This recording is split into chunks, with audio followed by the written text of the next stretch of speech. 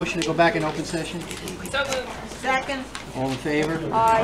All right, can I have a roll call, please? Yes. Yeah, can I have a Mr. Barbarulo? Dr. Cohen? Here.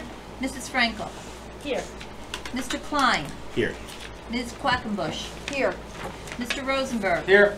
Mr. Spindell? Present. Mrs. Wallace? Here. Mr. Banter?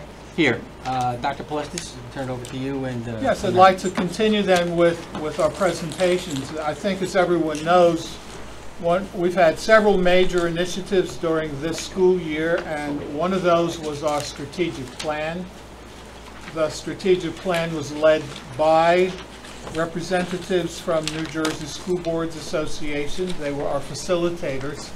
And so, to summarize our progress to date, it's my pleasure to introduce Matt Lee, our field service representative, and Matt was on site helping us during the strategic plan. Thank you, Ernie. Good to see everyone here tonight. I'm sure you didn't all come to see me, but I'm glad you're all here anyway. Tonight, what I'm bringing to the board is the finished report from the New Jersey School Board's facilitated portion of your strategic plan initiative. And those actually sit in front of Ms. Bartley and Mr. Banta this evening. Those will be distributed to the board and kept within the board office to be worked on and to be added to and revised as needed throughout the next 5 years. And I'm just going to walk you through a quick review of what led to this finished plan. I'm sorry that some of you are going to have to kind of look around me. I know I'm not a small guy, but here we go. Initially, the first thing to do is to thank both the community and the board for their efforts and their time in putting together this plan. This plan is meant to be a reflection of the community's aspirations for the school district. And with all the participation that we had through our meetings and all the enthusiastic work that was done in the breakout groups that we used for the facilitation, I'm very happy with the output that we had from those groups and also with the participation and enthusiasm that was exhibited there. We talked a lot, in fact, each of the meetings about how commitment was really the cornerstone of this process. And it began with the commitment on the board's part to ask for the community's input into how they see the district progressing over the next 5 years. And the commitment was exhibited throughout this process through you as participants in the process in showing up to the meetings and doing your best work in those breakout sessions and reporting out the findings that you had within your groups. Each of the steps here correspond to the meetings that we had. If you recall, we started meeting in October, and at that meeting, we basically took an assessment of the district. So we had a report from Dr. Palestis on what the state of the district was. And then we also asked each of the groups to come up with what they thought were the strengths and the challenges that the Fairlawn School District would have over the next 5 years. Finally, at meeting 2, or excuse me, next at meeting 2, we talked about where we would like to be, what are our aspirations. And we asked you to think about that in sort of an unbounded way. Where would we be if we had no constrictions over where we would like to be as a school district? And then finally, at the last meeting, we started to get very specific about the objectives that we had in each of the 4 goal areas we defined in meeting 2. And with that, we created this report, and that is the findings that are represented in the report tonight, what we produced in those final meetings. The next piece, up here at the top of the pyramid, is about the action plans. And the action plans are created by the administration. The administration figures out what are the tangible things that we can do to help realize those goals and objectives that were outlined in the community process. And those are very specific types of plans that talk about actual actions and tactics and resources and timelines and metrics for measurement. And those are the things that will be added to those binders that we have in the front to help guide this process through the next 5 years. As we did at the beginning of every meeting, we reviewed the Fairlawn School District mission statement The mission statement is where you talk about who you are and why you do what you do. And that should be the foundation for all of the planning that you do going forward. Again, these are some of the strengths and challenges, just kind of ones that we picked out as larger themes that identified themselves throughout meeting one. And I won't go through all of them. Some of them may be familiar to you, and some of them will definitely be carried through to our final objectives. Meeting two was where we talked about the vision. What would it look like if you were gone for 5 years and came back, picked up a Time magazine and saw, who's a magazine anymore, right? Picked up Time magazine and said, Fairlawn School District's 21st Century Success, what are the things about the Fairlawn schools that you would find in that article when you read it? And that was where we, again, defined our visions for the district going forward. And here are some of the visions that we identified.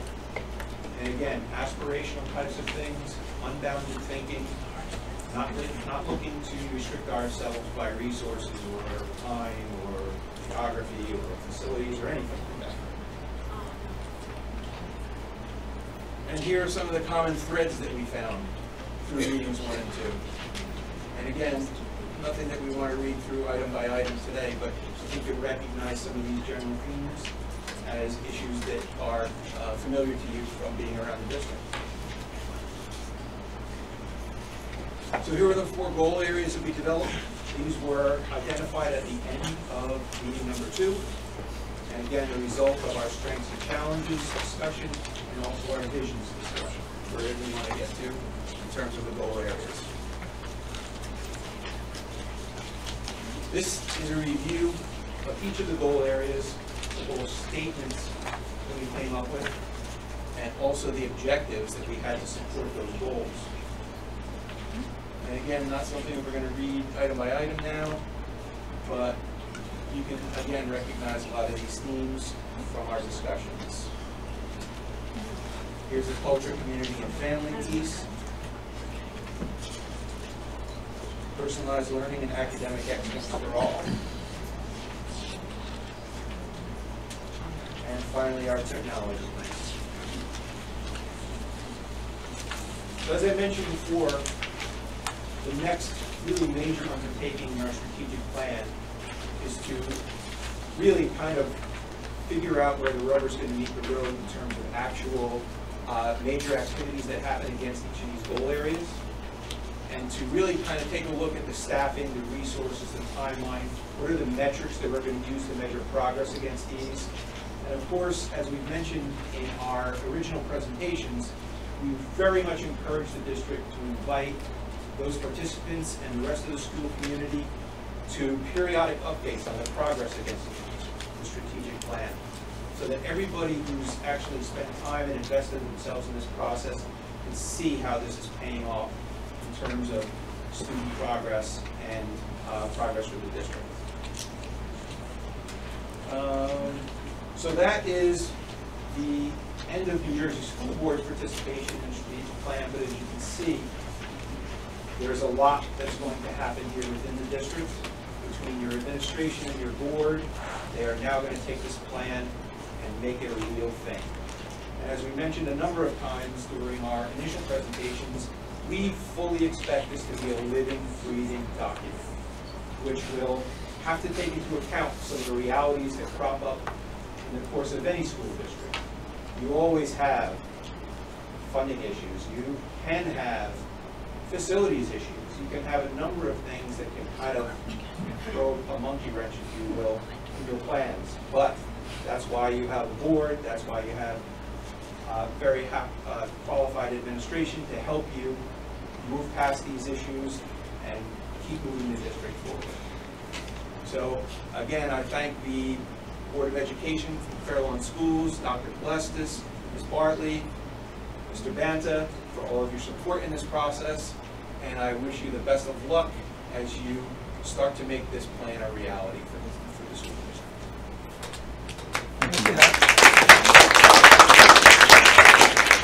Any questions Mary?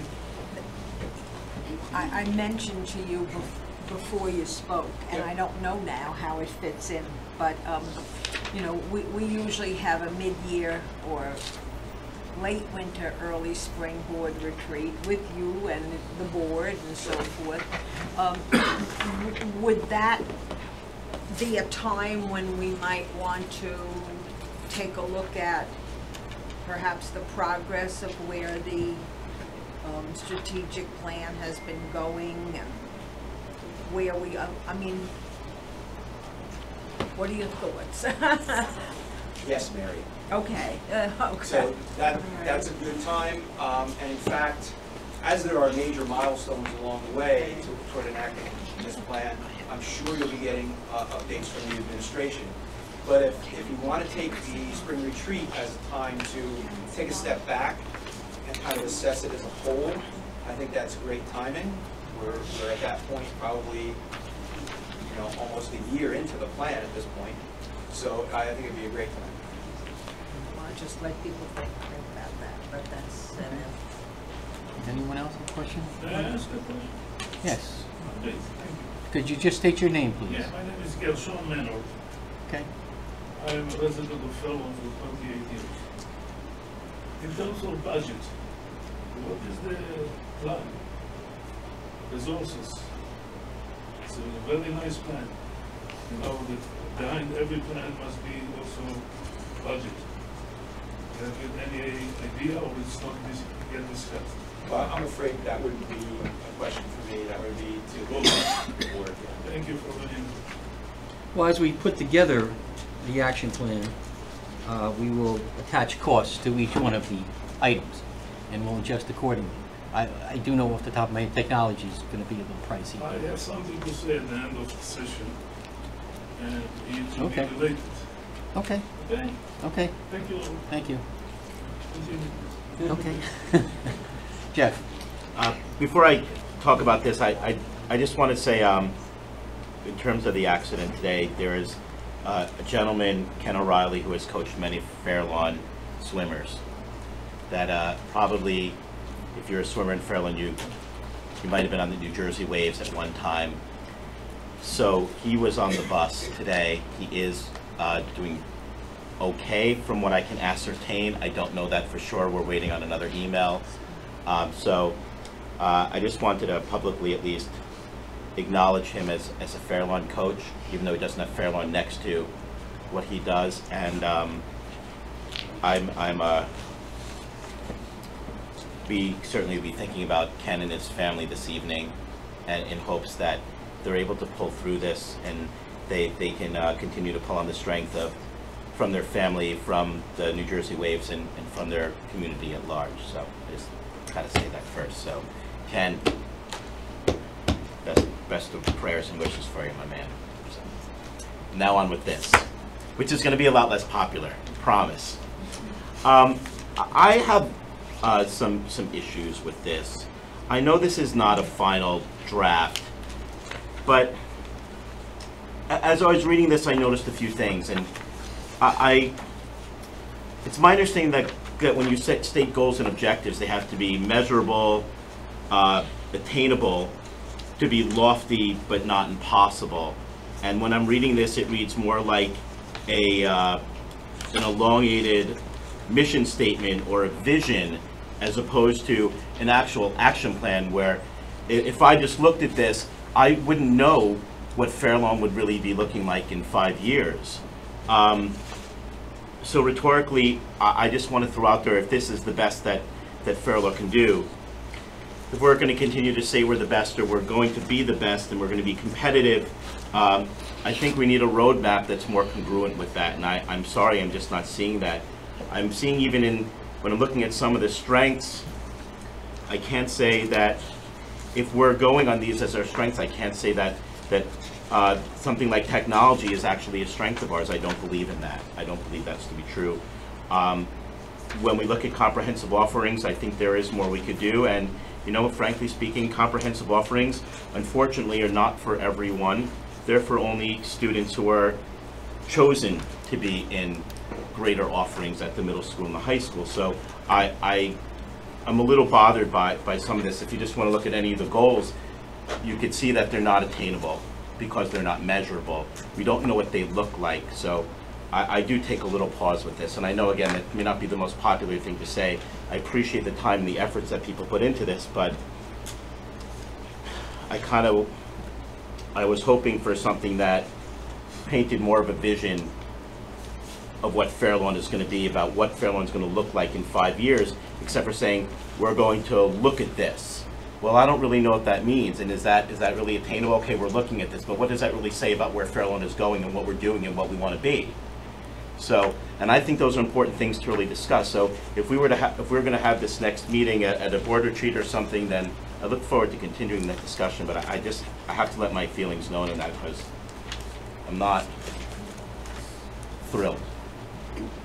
Thank you, Jeff. Emily? So as many people know, I've had a lot of thoughts about the strategic plan for some time now, and there's a lot I could say, but I'm going to just be focused here and try to communicate one thing about it really, really well, in the hopes that this might give us some clarity to the administration about where I think to go next, building from this.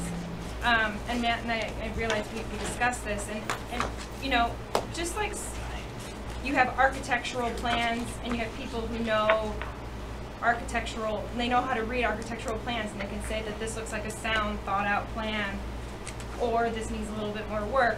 I look at this, and where I think it could use more work is articulating the objectives. And I'll say, I realize that the action plan hasn't been written yet, and that's up to the administration to do the careful work of what resources are we going to need, who's going to be involved, how we're going to measure it. But an action plan should really follow SMART objectives. Objectives should be specific, measurable, attainable. What's the SMART C now, right? Challenging is the C, realistic. right? Realistic, thank you. And some of these objectives, right now, as they're formulated, aren't even statements, like critical thinkers to arrow more problem solving. What I see is the objectives here are translated from what the community said at that third session, verbatim reported here, kind of what they came up with on their poster sheets, which is a great start to begin articulating and operationalizing what the buckets mean.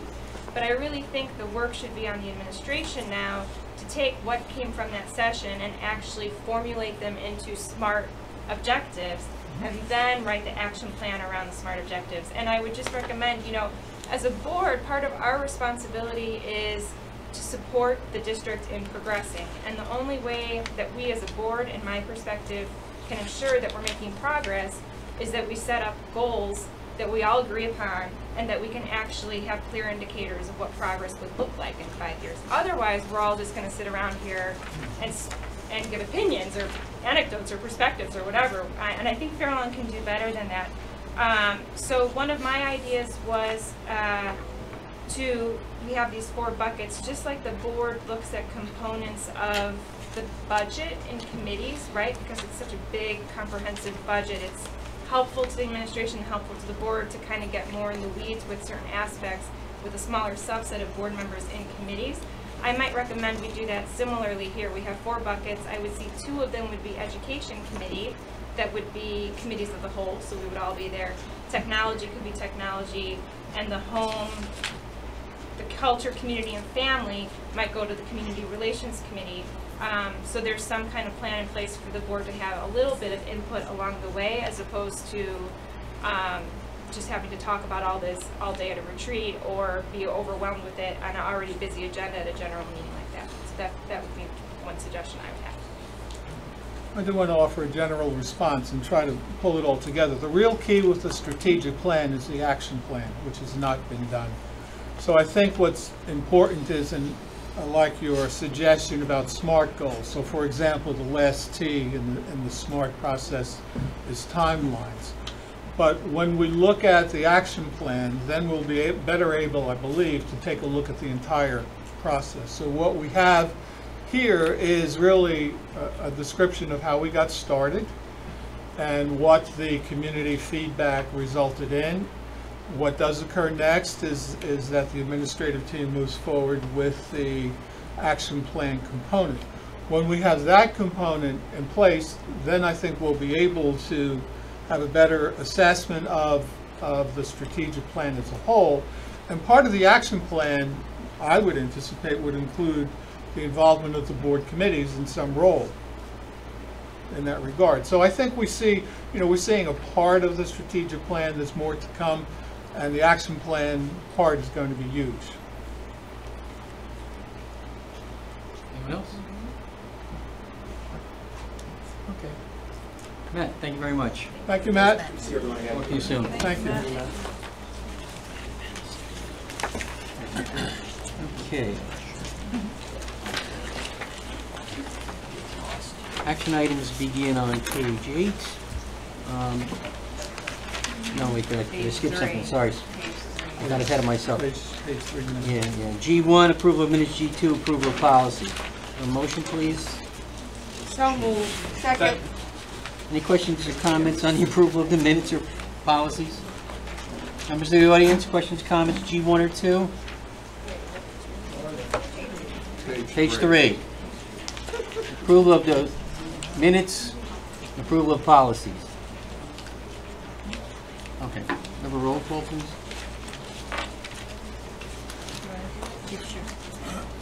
Dr. Cohen? Yes. Mrs. Frankel? Yes. Mr. Klein? Yes. Ms. Quackenbush? Yes. Mr. Rosenberg? Yes. Mr. Spindell? Yes. Ms. Wallace? Yes. Mr. Banter? Yes.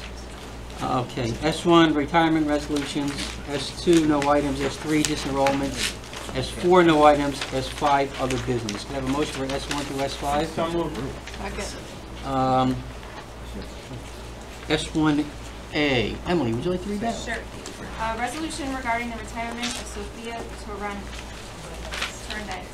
Whereas Sophia Torrendaitis has dedicated herself to the Fairlawn School District as a paraprofessional since 1999, displaying an unselfish commitment to our children, exemplifying the ideals of professionalism and the standard of excellence, has requested retirement at the end of the day on July 31st, 2018. And whereas the Fairlawn School District Board of Education, together with its citizens, wishes to acknowledge exemplary service that Sophia Torrendaitis has provided to our children. And now, therefore, be it resolved that the Fairlawn School District Board of Education does hereby extend its appreciation and gratitude to Sophia Torrendaitis in recognition of her exemplary service to our school district. And be it further resolved that the Fairlawn Board of Education spread this resolution in full upon the minutes and dispatch a copy thereof to Mrs. Sophia Torrendaitis. Thank you. S1B. Cindy, would you read that? Sure. Resolution regarding the retirement of Karen St. Ange. Whereas Karen St. Ange has dedicated herself to the Fairlawn School District since 1991, starting as a substitute, then becoming a locker room attendant, and lastly a student data coordinator, displaying an unselfish commitment to our children, exemplifying the ideals of professionalism and the standard of excellence, has requested retirement at the end of the day on January 31st, 2019. And whereas the Fairlawn School District Board of Education, together with its citizens, wishes to acknowledge exemplary service that Karen St. Ange has provided to our children. And now therefore be it resolved that the Fairlawn School District Board of Education does hereby extend its appreciation and gratitude to Karen St. Ange in recognition of her exemplary service to our school district. And be it further resolved that the Fairlawn Board of Education spread this resolution in full upon the minutes and dispatch a copy thereof to Mrs. Karen St. Ange. Thank you, Cindy. Mike, would you read C? Sure. Hopefully, but without my glasses. Resolution regarding the retirement of Timothy Wilson. Whereas Timothy Wilson has dedicated himself for the past 37 years to the Fairlawn School District as a social studies teacher, a teacher of alternative education, and an assistant principal at Fairlawn High School, displaying an unselfish commitment to our children, exemplifying the ideals of professionalism and the standard of excellence, has requested retirement at the end of the day on December 31st, 2018. And whereas the Fairlawn School District Board of Education, together with its citizens, wishes to acknowledge exemplary service that Timothy Wilson has provided to our children. And now therefore be it resolved that the Fairlawn School District Board of Education does hereby extend its appreciation and gratitude to Timothy Wilson in recognition of his exemplary service to our school district, and be it further resolved that the Fairlawn Board of Education spread this resolution in full upon the minutes and dispatch a copy thereof to Mr. Timothy Wilson. Thank you, Mike. Board members, comments on anything? Mary? Well, first, I worked for years with Tim Wilson, and I wish him well. He has been very dedicated as a teacher and also as an administrator. So I wish him well. Karen St. Ange, we know everything that she does for us, and she'll be missed. And certainly our paraprofessionals, we know that we rely on them tremendously to work with some of our most challenged students. So for all three of them, I wish them a wonderful retirement. Thank you, Mary. Cindy? I just wanted to say something about Karen St. Ange. I worked very closely with her when my children were in elementary school, and we had Flair. She was head of it at the time. She works tirelessly and for this district. The job that she does at the high school, coordinating all the data, is an unbelievable job. She was a very dear friend of mine, and she taught me a lot about dedication and commitment to the district, and I just want to wish her a lifetime of happiness in her retirement. Thank you, Cindy. Anyone else? Any members? Oh, Mike? I just wanted to thank the H.B. Millings Elementary School for another scholarship for our students, for our high school graduates.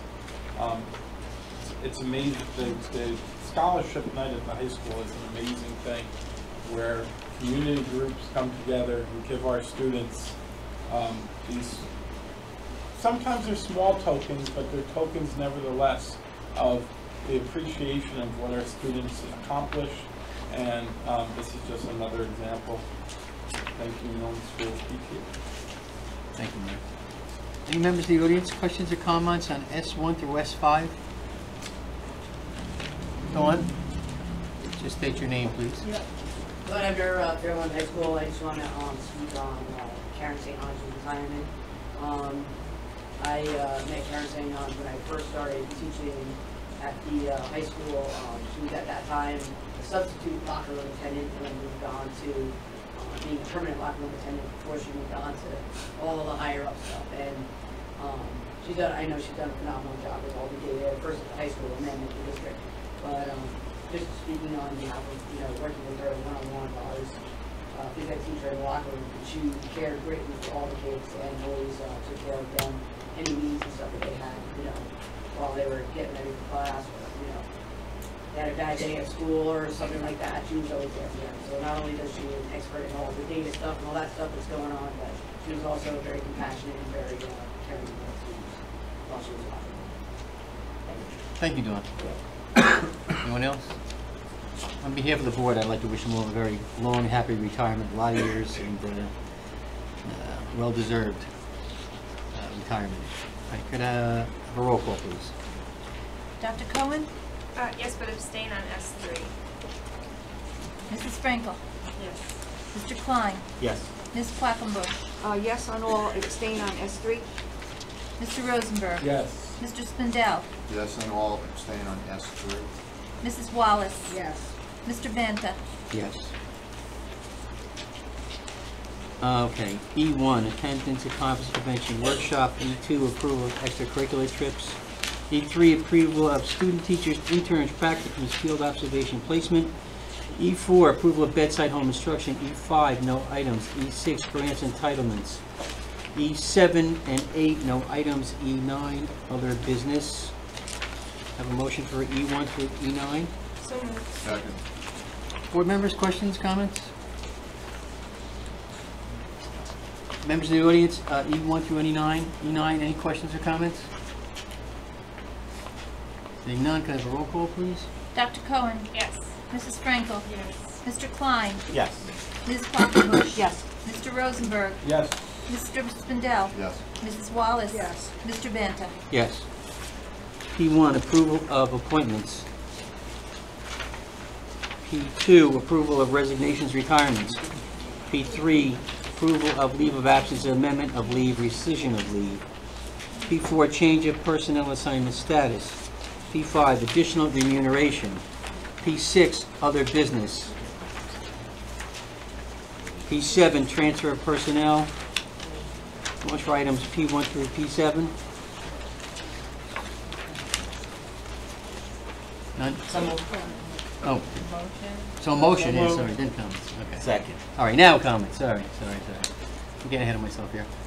Seeing none, members of the audience, any questions or comments on P1 through P7? Okay, state your name, please. Lisa Clements, 1313 Avenue. Regarding P7, I just want to publicly thank Mr. Weaver for his dedication to our school. He's been an amazing support. He's compassionate, and he's been very dedicated to the students of our school. And on behalf of the Forest School PTA, I would like to thank him in front of the board for all his years of service at Forest. Thank you. It's really going to miss him. Thank you. Yes, ma'am. My name is Lori Sissio. I'm a district employee, speech and language therapist at Forest School.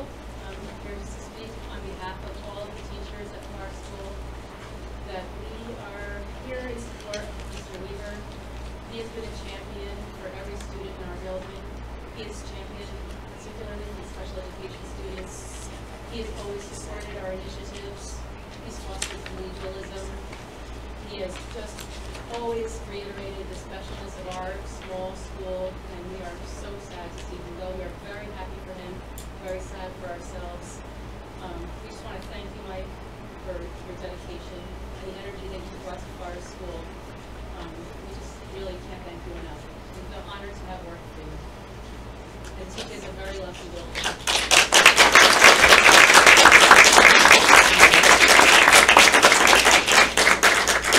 Thank you. Thanks for the chance to speak. You're welcome. I thought I saw another hand back there someplace. Dawn. Dawn Ebner, I have a couple of questions relative to P6. P6B, my first question, is there a, if this is approved, is there a time frame in which that will be seen by the employees? Question is when. What's the time frame for the restoration? Yes. She should be compensated probably tomorrow or in the next paycheck. Okay. The next question, P6C, is the hourly employee substitutes. Is that substitutes for what? For all positions. We have substitutes. Okay, so it could be a substitute for custodian or anything. Okay. P6. I'm good. P6F. Are those with the association rates for this coming school year? Yes. And it's just the personnel that's going to be attached to it? Yes. Okay. All right. Thank you. Thank you, Dawn. Yep. Sherry, just state your name for the tape. Sherry Delgado, Principal of Thomas Jefferson Middle School. I would like to address P7, if Sure. that's what we're doing right now. Yes. Okay. Tonight, I would like it to be clear, and I would like it to be on record, that I am not interested in the position of principal on special assignment. I want you to know that the culture I've created is happy and thriving, and that I have no interest in leaving the building. The school leader is asked to move the building forward. You charge each one of us as principals to do that. A wise mentor once said to me that basically people will say what they want about you, but the data speaks for itself all the time. You cannot refute what the data says. These are the brand new ratings of the 2018 middle schools, best middle schools in Bergen County. They have just come out. TJ, for the first time, has made the top 10. TJ is number 1 for 2018 as the best middle school in Bergen County. That's not really enough, because you ask school leaders and principals to continue to move your schools forward. My school in the New Jersey state rankings, there are 709 middle schools in the state of New Jersey. I want you to know that TJ is now moved up in those rankings. I didn't want to kill a lot of trees, so you'll only have the first 100 there. Please note that TJ is now at 62, up from 66. I would like to continue to move the school forward, and I want tonight for the board to be very clear on that. I love my school, my staff, I love what I am doing, and I'm doing a good job. The data speaks for itself. Yet if you are inclined to do this, with all the various district responsibilities that are new and different, I would expect that that position you would compensate accordingly. I will be the principal of a desk and a chair. Is that what a principal really does? Is that what you want from your principals? I will be a principal of a desk and a chair. There will be no children. There will be no parents. That is what I will be. You think that my strength is observations and evaluations? If you truly know me, you know with all my clinical experience, my strength is children and my strength is communication with people. That's really where my strengths are. So, in conclusion, I am deeply saddened by this move. I am deeply saddened because my record of success over the last 11 years as principal of that building is stellar, and it speaks for itself.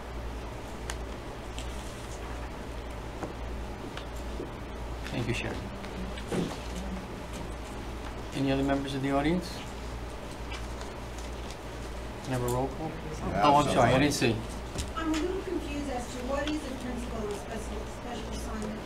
I never heard that position before. So I want some clarity on that. Okay, Ernie, could you explain? Sure. Principal on special assignment is used in many New Jersey school districts, and it is a position in which the strengths of an administrator are used to address needs in a school district. And those needs are developed by the superintendent of schools and identified every year. Has Fairlawn ever had a position like this before? Not to my knowledge.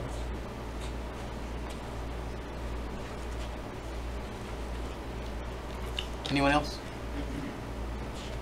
Seeing none, can I have a roll call, please? Dr. Cohen? Yes. Mrs. Frankel? Yes. Mr. Klein? I'm going to abstain on P7. I vote yes for everything else. Ms. Quackenbush? Yes. Mr. Rosenberg? Yes. Mr. Spindell? Yes for everything except P6EA1, no. Mrs. Wallace? Yes. Mr. Banta? Yes. Community relations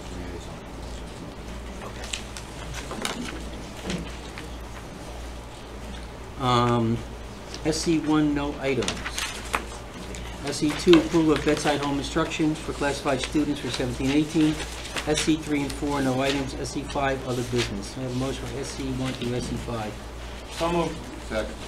Questions or comments, board members? Members of the audience, SC1 through SC5, questions or comments? Oh, yeah, Jeff. I wanted to thank the administration for continuing to allow us to have the extended school year in Fairlawn. I think that the services we provide are extraordinary, and I'm pleased that we do that. It's a great program. So thank you for making sure that continues to be a priority for us. Mike? I'll echo what Jeff said, but I want to also add that the fact that it's being done differently this year, that a lot of the kids that are, it's going to be in 3 different locations, Westmoreland, Edison, and the high school. The kids that go to most of the kids that go to Westmoreland are going to actually get to stay at Westmoreland for extended school year, and Edison as well. And then the kids from the middle schools and the high school will be at the high school. What that does is these are some of our most vulnerable students that usually in past extended school years, a lot of them moved into one building, and it took a lot to move all those classrooms to those elementary schools. And this way, most of the kids get to be housed in their normal setting, which is so important to these students. So we have an exemplary extended school year program, and this is just going to make it better, I believe. Thank you. Cindy? I also wanted to talk about the extended school year I am the chair of the Special Education Committee, and one of the first meetings that we have every year is an overview of the progress that was made at the previous summer. And I just wanted to commend Nick for the vision of being able to see, you know, how we could make it better, how we could make it easier, how we could have less move, less disruption for the children, so that when they walked into the building, they felt like they were at home, and I think that's really key. Thank you, Cindy. Thank you. Any other board members? Members of the audience? Questions, comments? SC 1 through 5? Okay, seeing none. Roll call, please. Dr. Cohen? Yes. Mrs. Frankel? Yes. Mr. Klein? Yes. Ms. Quackenbush? Yes. Mr. Rosenberg? Yes. Mr. Spindell? Mrs. Wallace? Mr. Banta? Yes. F1, approval of acceptance of gifts grant funds. F2, approval of discards. F3, approval of bills payable payroll. F4, approval of bills payable. F5, approval of board secretary report. F6, approval of board treasury report. F7, approval of transfers. F8, approval of state submissions requirements. F9, approval of contracts, consortiums, cooperatives. F10, no items. F11, other business. Have a motion, please. Second. I have a question. I have a question first. What's a DHS? I haven't seen one of those in years. Okay, Mark, did you have your hand up? No. Oh, I just wanted to know what you said. All right, board members, any questions or comments? Mary? On F1, so many wonderful gifts being given to us once again. Chartwell's donating for a scholarship, the Memorial School, a donation from the Friends of Music, Warren Point, a donation for the 5th grade end of the year field trip. Every month we have such generosity, and I thank all of these people so much for everything. Elise? I just wanted to say that 11B, it's nice to see that we're still able to have some earned interest for the high school students. For a while we thought that might go away. The interest rates are pretty bad, yeah. Okay, great. Okay, thank you, Elise. All right, members of the audience? Oh, I'm sorry. F8C. F8C, there's no... F9C. 9C. Sorry. I wanted to say something about F9C. We are moving forward with technology in this district. This is our first major step, which is to get an audit done. And that audit is going to give us a very clear direction on how to put the infrastructure inside our buildings so we could eventually, I believe the goal is to go one-to-one eventually, that this has to be the preliminary steps toward this. So this is a big step for us, this vote tonight. The reason that it was put on today is because we had to get the ball rolling. So as tech chair, I'm sorry that we did not have the meeting previous to putting this on the agenda. So I want you to know that I was asked by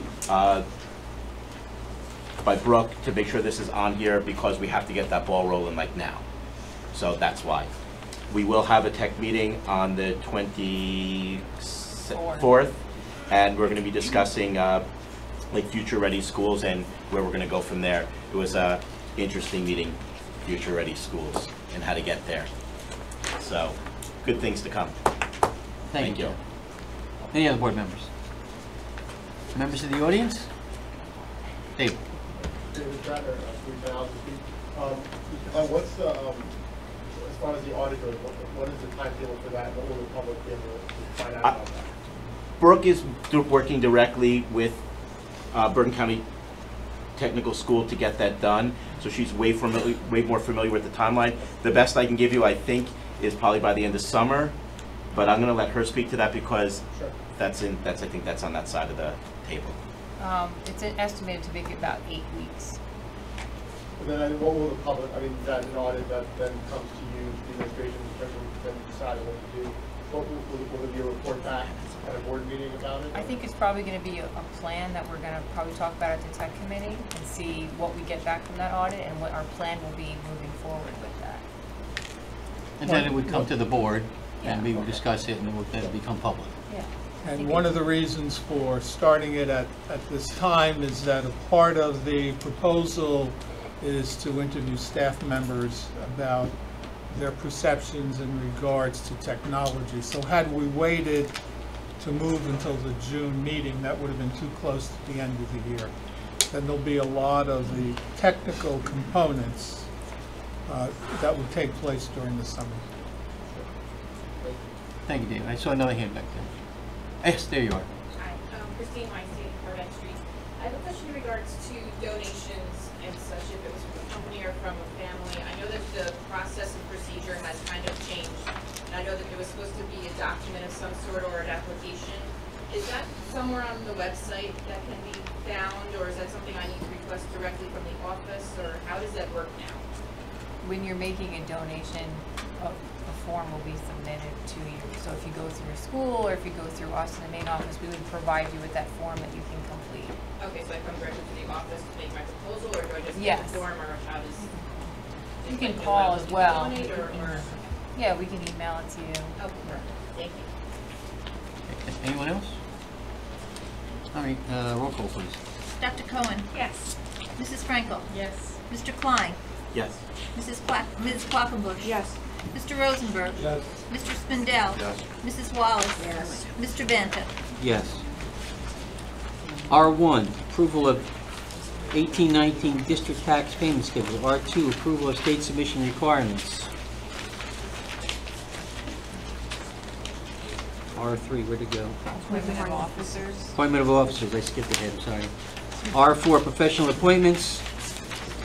R5, approval of contracts, consortiums, cooperatives.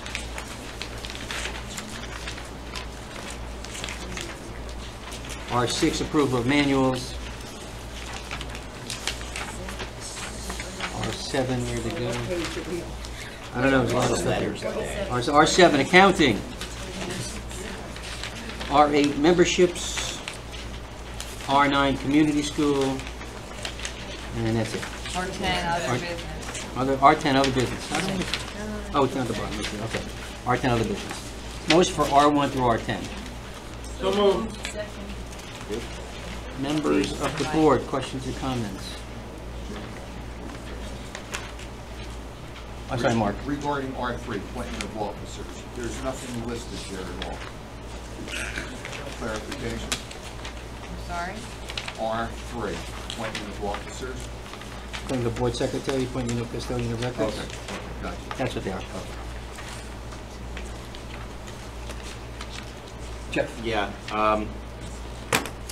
I know I've never really voiced this, but I'm gonna go to R8A for a sec.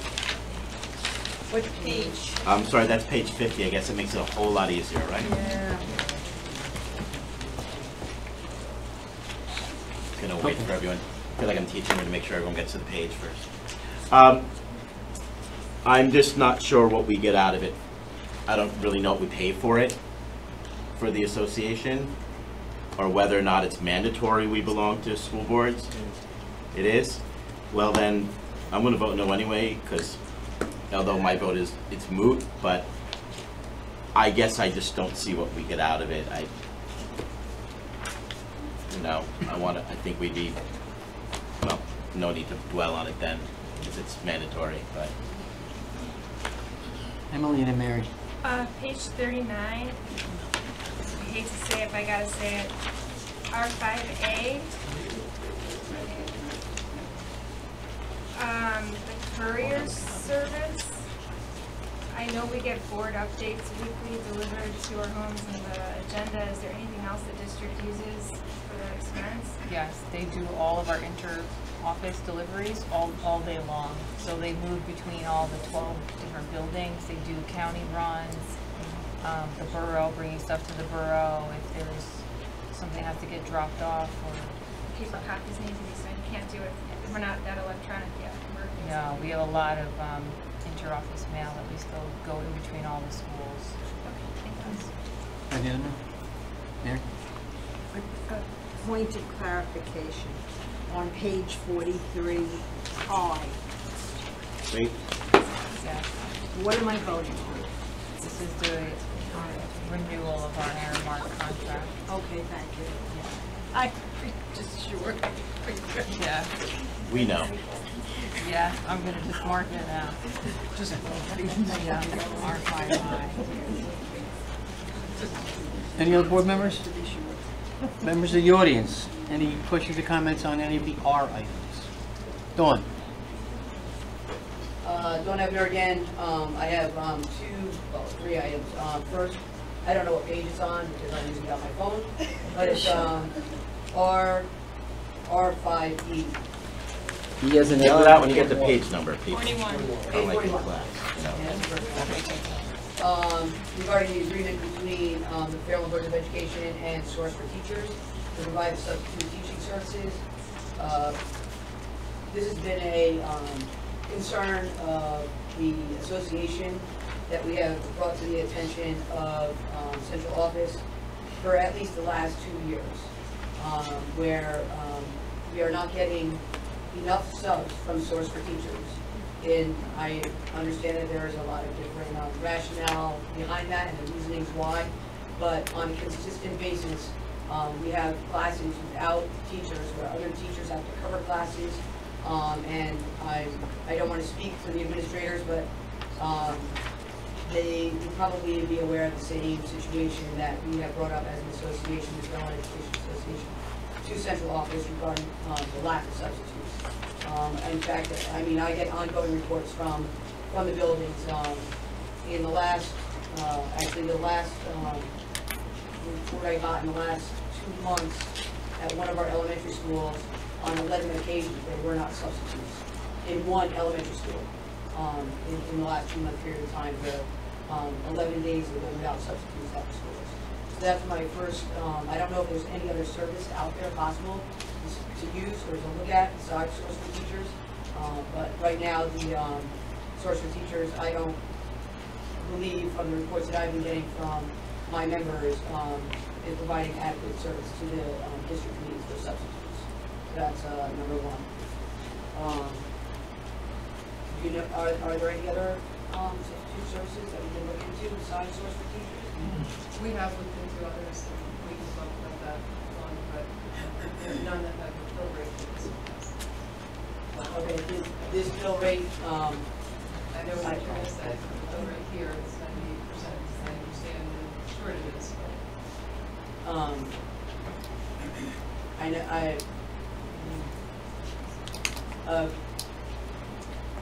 according to what I'm aware of, and maybe I am misinformed, but when a school fills a position for somebody who's not there, they then report back to Source for Teachers saying that we don't need anybody because they found another teacher in the building to cover those classes. So a fill rate of 90% isn't necessarily a true fill rate because they're saying to Source for Teachers, we don't need anybody today because we got somebody else to replace it, because by the time, if they even found a substitute for them to arrive there, we'd be halfway through the day anyway. So I don't know if that 90% fill rate is really an accurate percentage. Okay.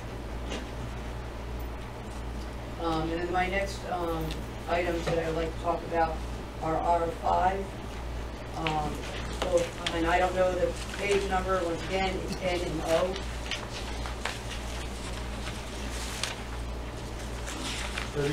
Oh, 44. 44. N and O. 44. Effective School Solutions and Care Plus. Okay, 44. And I want to speak on these two different organizations. First of all, I think hopefully you're all aware, but I am 100% behind the idea of having these mental health programs and initiatives to assist our students. I'm 100% behind that. There is absolutely no question about that. But and I actually have heard some very positive things about the benefits that it has done for some of our students in the buildings. So, like I said, mental health I think is very important to the to the schools running in a positive way, but even more importantly, to the students' needs and the families' needs. So that's, I want to make that very clear. I am not opposed to the mental health initiative and to helping out with the mental health of our students. My concern is about the fact that we're using a private company with our public funds, and we're hiring a private company to fulfill these needs for our students. In fact, Jim Marcella spoke earlier today about one of the people who received the award today, which was Matt Markman, our SAC at the high school. And he spoke about how much he does for our school and for our students who are in need. And that's exactly what Care Plus and Effective School Solutions do. They help our kids who are most at risk. And we have some of those people in our building right now. Are, like I said, specifically, you spoke about today, receiving an award today, Matt Markman. But there are many more Child Study team members who are just like him. And I highly feel that we can, as a district, hire those people within district and not go out to private companies to do this. There are qualified people, obviously our district, and we've talked, you guys have talked about this, and I know we've talked about this, that we always hire the best of the best, and we always find the good people. I think we can find the good people with the administration and the hiring and the board. You know what you're looking for, and you can hire those people and have them district employees, as opposed, once again, to using a private company in order to fill positions that we should be, I believe, more bought in with specific district employees like the ones that we have now. So I would encourage you to continue the mental health initiative, but to, once again, I've spoken about this before at the board meetings, but to look at hiring people as part of the district as opposed to going out to an outside private. Thank you. Thank you. Let me see if there's anybody else from the audience. I have a Mildred Shower, Eberlin Drive. I have a question on page 43, the Aramark situation. I might be like overstepping, but is there like a reason why all of our custodians aren't or like employed by the district? Like, why do we have Aramark? Can't we just, why is it half and half? Or whatever the percentage is, I don't know. Many years ago, a different board, I was on it, but it was a different board, made a decision that as custodians left, they would be replaced, the evening custodians would be replaced by Aramark custodians. So at this point, I think it's about 50-50. Daytime is ours, and evening is Aramark. And the reason is, it's a huge savings, huge. So I don't, again, I don't need to know what the savings is, but there is, from what I can see, just from being in the different schools, the ones that are employed by the district, I feel like they have more commitment and passion and regard and pride in their buildings than the ones That's that not are the like, reports that we get from the principals and from the administration.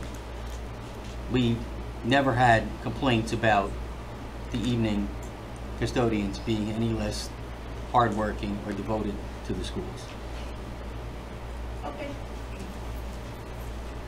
Mark was in the chair. I'm very concerned over Dawn's comments regarding classes that are uncovered, because obviously if they're uncovered, it's going to affect the students' education. I was wondering if we could, as you do a monthly enrollment figure, if you could hand or place within the agenda a monthly figure regarding each school and the number of classes that are uncovered or lacking substitutes.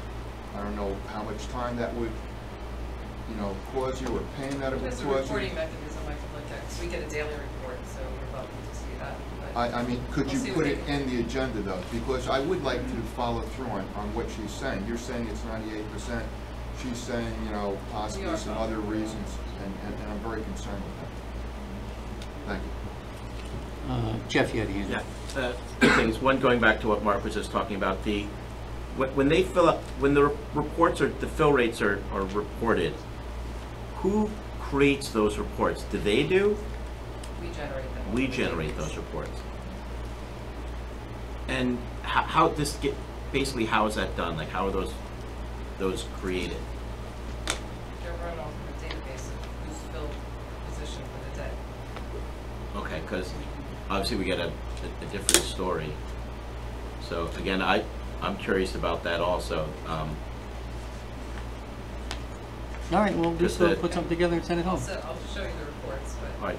we've always had a shortage of subs, no matter who administered the sub. So it doesn't change, honestly. But if there's, I mean, 98% though, I mean, that's saying maybe one sub a day, only one class is unfilled a day, because probably not more than 100 subs per day. This is an overall school rate, it's pretty near, it's 98%. Okay. I don't look at it as a daily. Okay. The other thing I'd like to say is the last I heard for the difference in cost for custodians, I remember this is with the previous superintendent, when I had questioned it also, he said that an hour mark custodian costs $45,000 while district employed one is somewhere around 90. So if you're talking about like 10, 15, we're starting to talk about a lot of money. And I know that as someone who is also in a union, that makes me uncomfortable for certain. But I will say that could be $700,000-800,000 out of classrooms, $800,000 taken out of classrooms. So No, that's definitely significant. It's a hard decision. So, but thank you for asking. Elise, Just hearing about the substitutes, I was just thinking, I know we had discussed this years ago about having like incentives for not being absent so many days. Maybe it's time to talk about that. there is an incentive. For not being absent. Yeah, it's in the contract. What is it? Anyone? You get paid a certain amount of sick days when you retire. No, We're talking monetary. I'm talking, right, I'm talking, like per year, like where there are districts that, if you're out less than 2 days, you get like a half a day's pay or a day's pay, which gives people incentive Well, that is to not something be we absent. could certainly If our absentee negotiate rate- with the unit Right, but I'm starting just in saying, January. I don't know what the absentee rate is, like Mark wants to look at how we're filling, I would rather look at how we're absent, you know what I mean, where the absenteeism is, if there's, that's an issue, or. Well, I think that would all or be they- encompassed in one report, and then we can discuss if we want to spend the extra money. That's a board decision, and we certainly, I think we're going to negotiate in January, starting January again. If that's something that we want to negotiate, I we mean, just certainly because we may. did it from the other side where we raised the substitute rate, hoping that we would get more substitutes, and. Well, I think we did, right? But if that's. Repeatedly, actually, yeah. Yes, just state your name, please. Christine Meinstein. On page 44, N and O, the ESS and the Care Plus. The ESS, is that, next year it's still only for the middle school? Is that correct?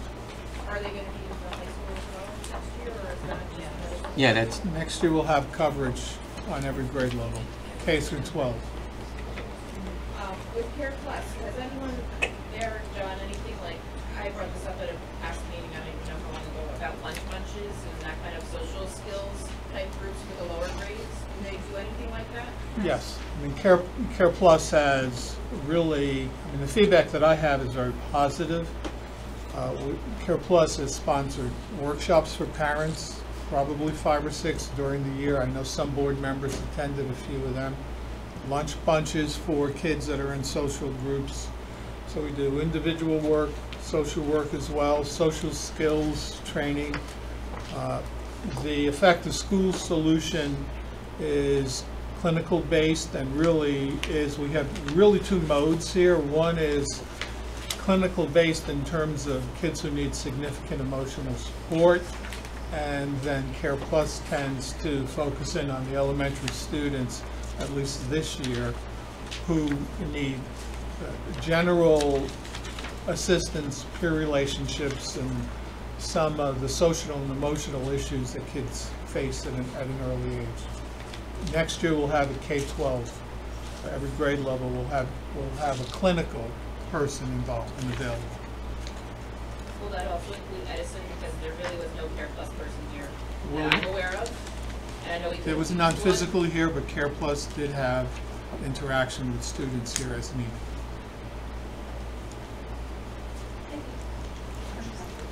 Emily, and I'll get to you, David. Sorry, back on the topic of substitute teachers. I think it's great to better understand the discrepancy between the narratives on whether we have a problem or not. Like I think the first thing we have to understand is if there's a problem. But assuming that there is a need for better coverage of substitutes, and admittedly without knowing anything about New Jersey state law and who can be a substitute teacher and how that works,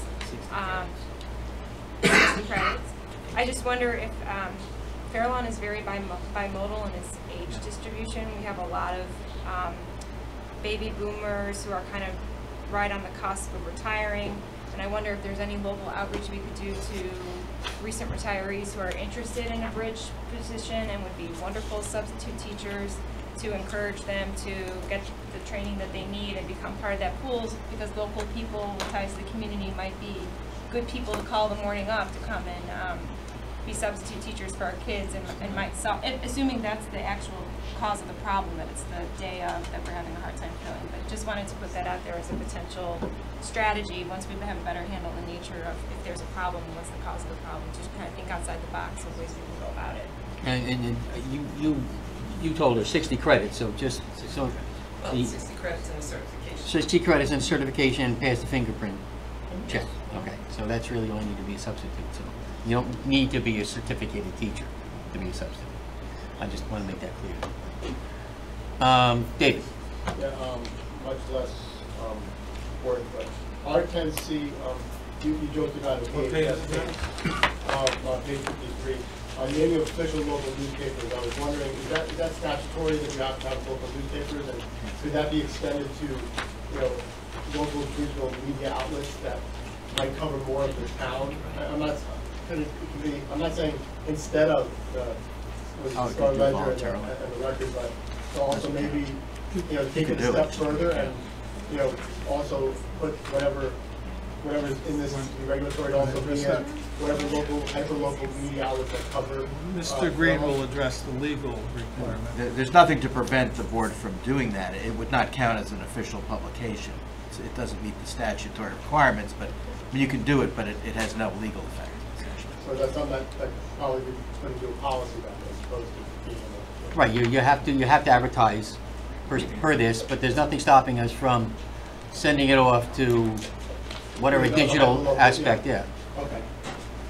Something to think about. Okay. No, it's actually not a bad idea. Okay, anything else? Dawn? Yeah, I just want to ask another question about, well, before I spoke, but ask a question about Effective School Solutions and Care Plus again. The Effective School Solutions, how many people does that $473,000 yes? Effective School Solutions will now have 4 full-time people on site, and Care Plus will have 5. Okay, so $473,000. So we're talking about $115,000 per person, approximately. Very rough estimate, $115,000. I'm guessing. Effective School Solutions, I believe, although I know that you said that there really is no limit, but it's basically that they're handling 10 cases. Effective School Solutions. Yes. Each therapist handles 10 cases. Unless there's, they're not going to. And in addition, there are 10 cases that are identified as students who are particularly in need. However, in addition to that, both Effective School Solutions and Care Plus will handle crises, will also handle clearances for students.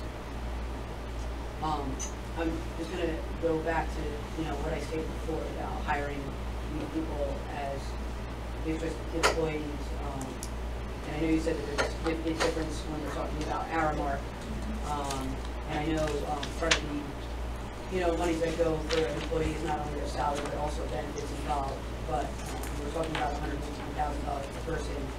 Depending on where an individual is hired on the guide, they're probably going to be pretty close to that same dollar amount, within, a few $1,000s. And once again, these individuals, and like I said, I'm 100% behind the mental health initiative, but these individuals are handling approximately 10 cases, which is probably why they are very effective in assisting the students that we have. The child study team members that we have currently handle way more than 10 cases. So if we had, specialized individuals who had more child study team members on staff, I think we would be able to, with both effective school solutions and Care Plus, I think we would be able to effectively handle the concerns, the mental health concerns of the people. If we had more people on staff to assist those individuals, and once again, not going out, I don't think there would be a significant dollar difference between hiring our own employees in this given scenario, in this given situation. And I just, want to say that one more time before we put this to a vote. Thank you, Dawn. Yep. Care Plus number, I got the 4 or 5 for ESS. What was Care Plus? 409. Amount of people that makes. The Care Plus is 5. I believe it's 5. 5. But they do not have the same certifications, I don't believe, as the infectious school solution. Like, that's why they get less money. Am I correct on that? I believe that they are all clinical-based psychologists and psychiatrists for both Care Plus and effective school solutions. Thank you. Emily. So I plan to vote yes to that item tonight, but I just want to say for the future, on the assumption that we're going to continue the mental health initiative, I do think it's reasonable to ask the administration in this coming year to present to the board the rationale for why you are going with the private companies, like a cost, not even just in terms of financial costs, but other benefits, advantages, disadvantages of having it in-house versus out-of-house. I'd really like to see the administration's rationale explicated, and then we can revisit that next year. And on that too, I would also love to see more evaluation, like a more formal evaluation of the services that they're providing our students, beyond just the number of students they're seeing and quotes from satisfied clients, which is a great start for an evaluation, but maybe a little bit more in terms of outcomes, that they're actually improving students' mental health in the ways that they're claiming that they're doing. That would be great to hear from them. Thanks, Emily. Elise?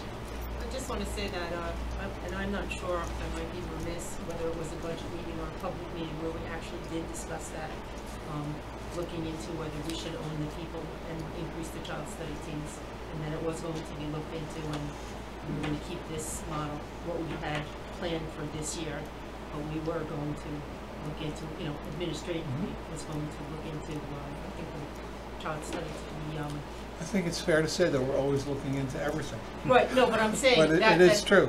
That was actually discussed, what Dawn was discussing was actually discussed. I just don't remember if it was at a public meeting, but I remember it might have been at one of the budget meetings that it was discussed to revisit that. So it's not a new idea to revisit that, it's actually something that's already in the works for the following year, because this was already in place for next year. To increase the child study teams was actually discussed prior to tonight. I'm going to go back to the public for a second, because this is really public. I was in Anne Marie Coel, Orchard Street. I was under the impression that the reason we need it outside is because it's a conflict of interest to get the clearances. Like, how are people clearing could cause a problem? It is one of the reasons. Yeah. I would not call it a conflict of interest. Okay. But in the past, and I was there last year, when we had to have a clearance for a child, our method was to use local hospitals or mental health agencies. That was a real issue for parents, and it was a real issue for us, because if we sent the child to a hospital for a clearance, that could take days, and it could be that we don't have the results.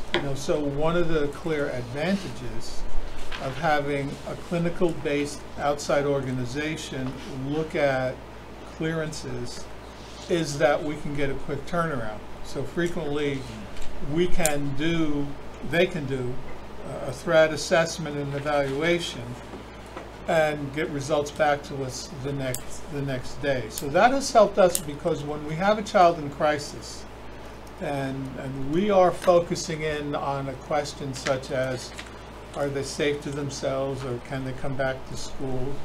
It's usually not a good idea to keep them out waiting for assessment results. So the quicker we can go through the process and conduct a clearance, the better it is generally for that child.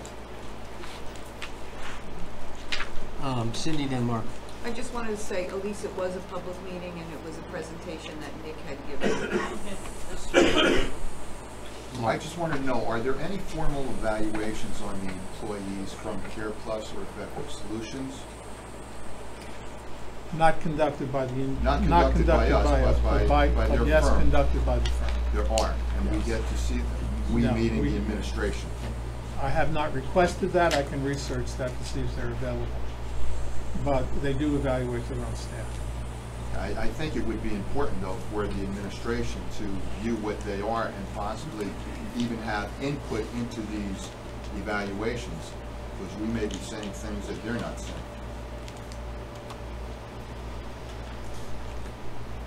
Jeff. I was going to kind of say what Mark said, that what good is it to us, for us in an evaluatory, with our purposes, if we can't see the evaluations? I mean, they're in business. They're going to say, yeah, we were doing great. We have great evaluations for these people. Okay, but that doesn't really help us to just take their word for it. I'd like to be able to know that we're getting proper feedback.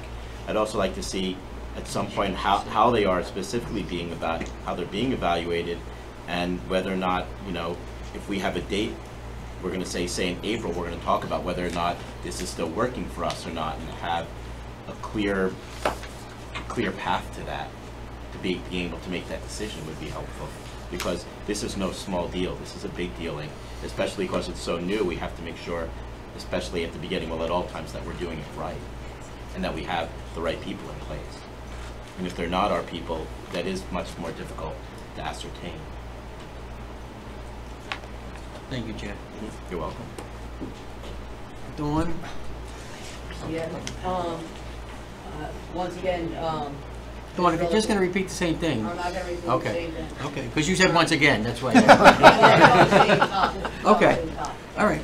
I understand about the clearance, possible issues, and once again, I think, you know, I know you're talking about the evaluation of these people, and from what I've heard, they've done a very good job. I'm not saying that whatsoever. They've done a good job. But talking about whether or not there could potentially be, I know you kind of said that this is not necessarily the case, but the conflict of interest.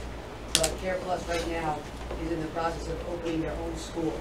And it is going to be a school called the Paradigm Therapeutic Day School, which is supposed to be opening in July 2018. And the school is going to serve students who range from age from 14 to 21 and be classified by school districts as having behavioral or emotional disabilities. So could that potentially be a conflict of interest in Care Plus assessing our students and then referring them to their own school? The answer is no, because our child study team is the only organization authorized to place a child. Okay. All right, thank you. Thank you.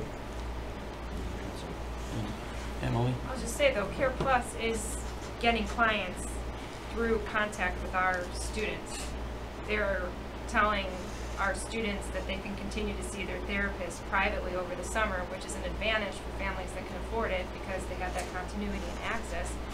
But it is a dynamic, I think, of this whole idea of privatizing, that if they're benefiting by marketing themselves through our schools, I would, as a board member, at the very least, just make sure that what they're charging our taxpayer dollars, that it's a fair price, given that they are making additional revenue from the relationship with our schools. So I just want to make sure that that piece is acknowledged.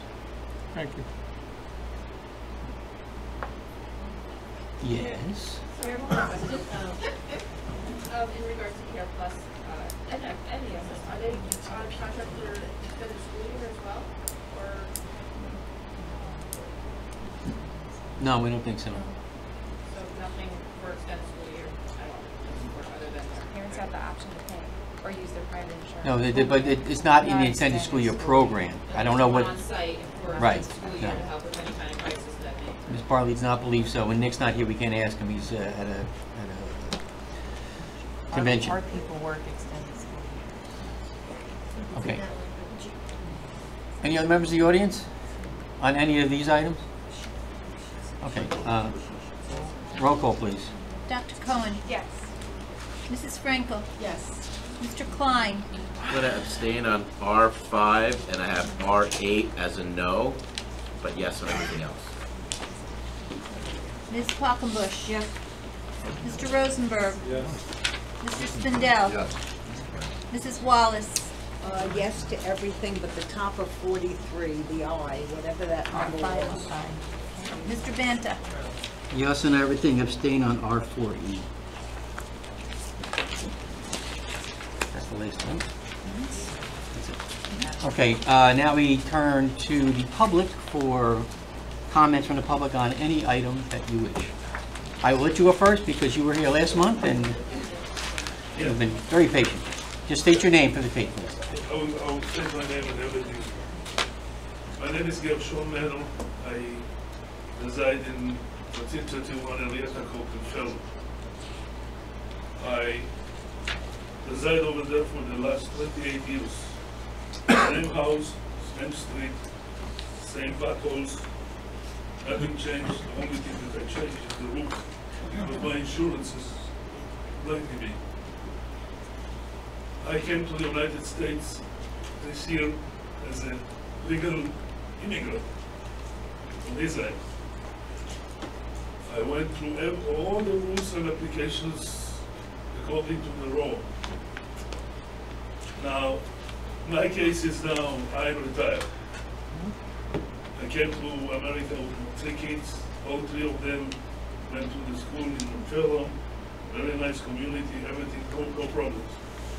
Every year, one thing was bothering me.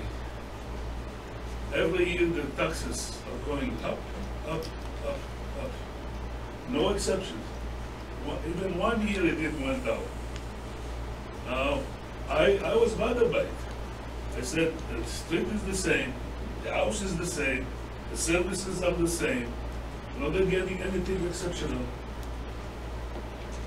And I went to the town hall and asked questions. Why do you raise up taxes all the time? I spoke with 3 mayors, and they referred me and they give me an explanation that this is the pie, 100%. 20% is the town, 80% is this room. Now, at the time I was too busy. I was working to make ends meet. Now at the time I'm retired, I have time.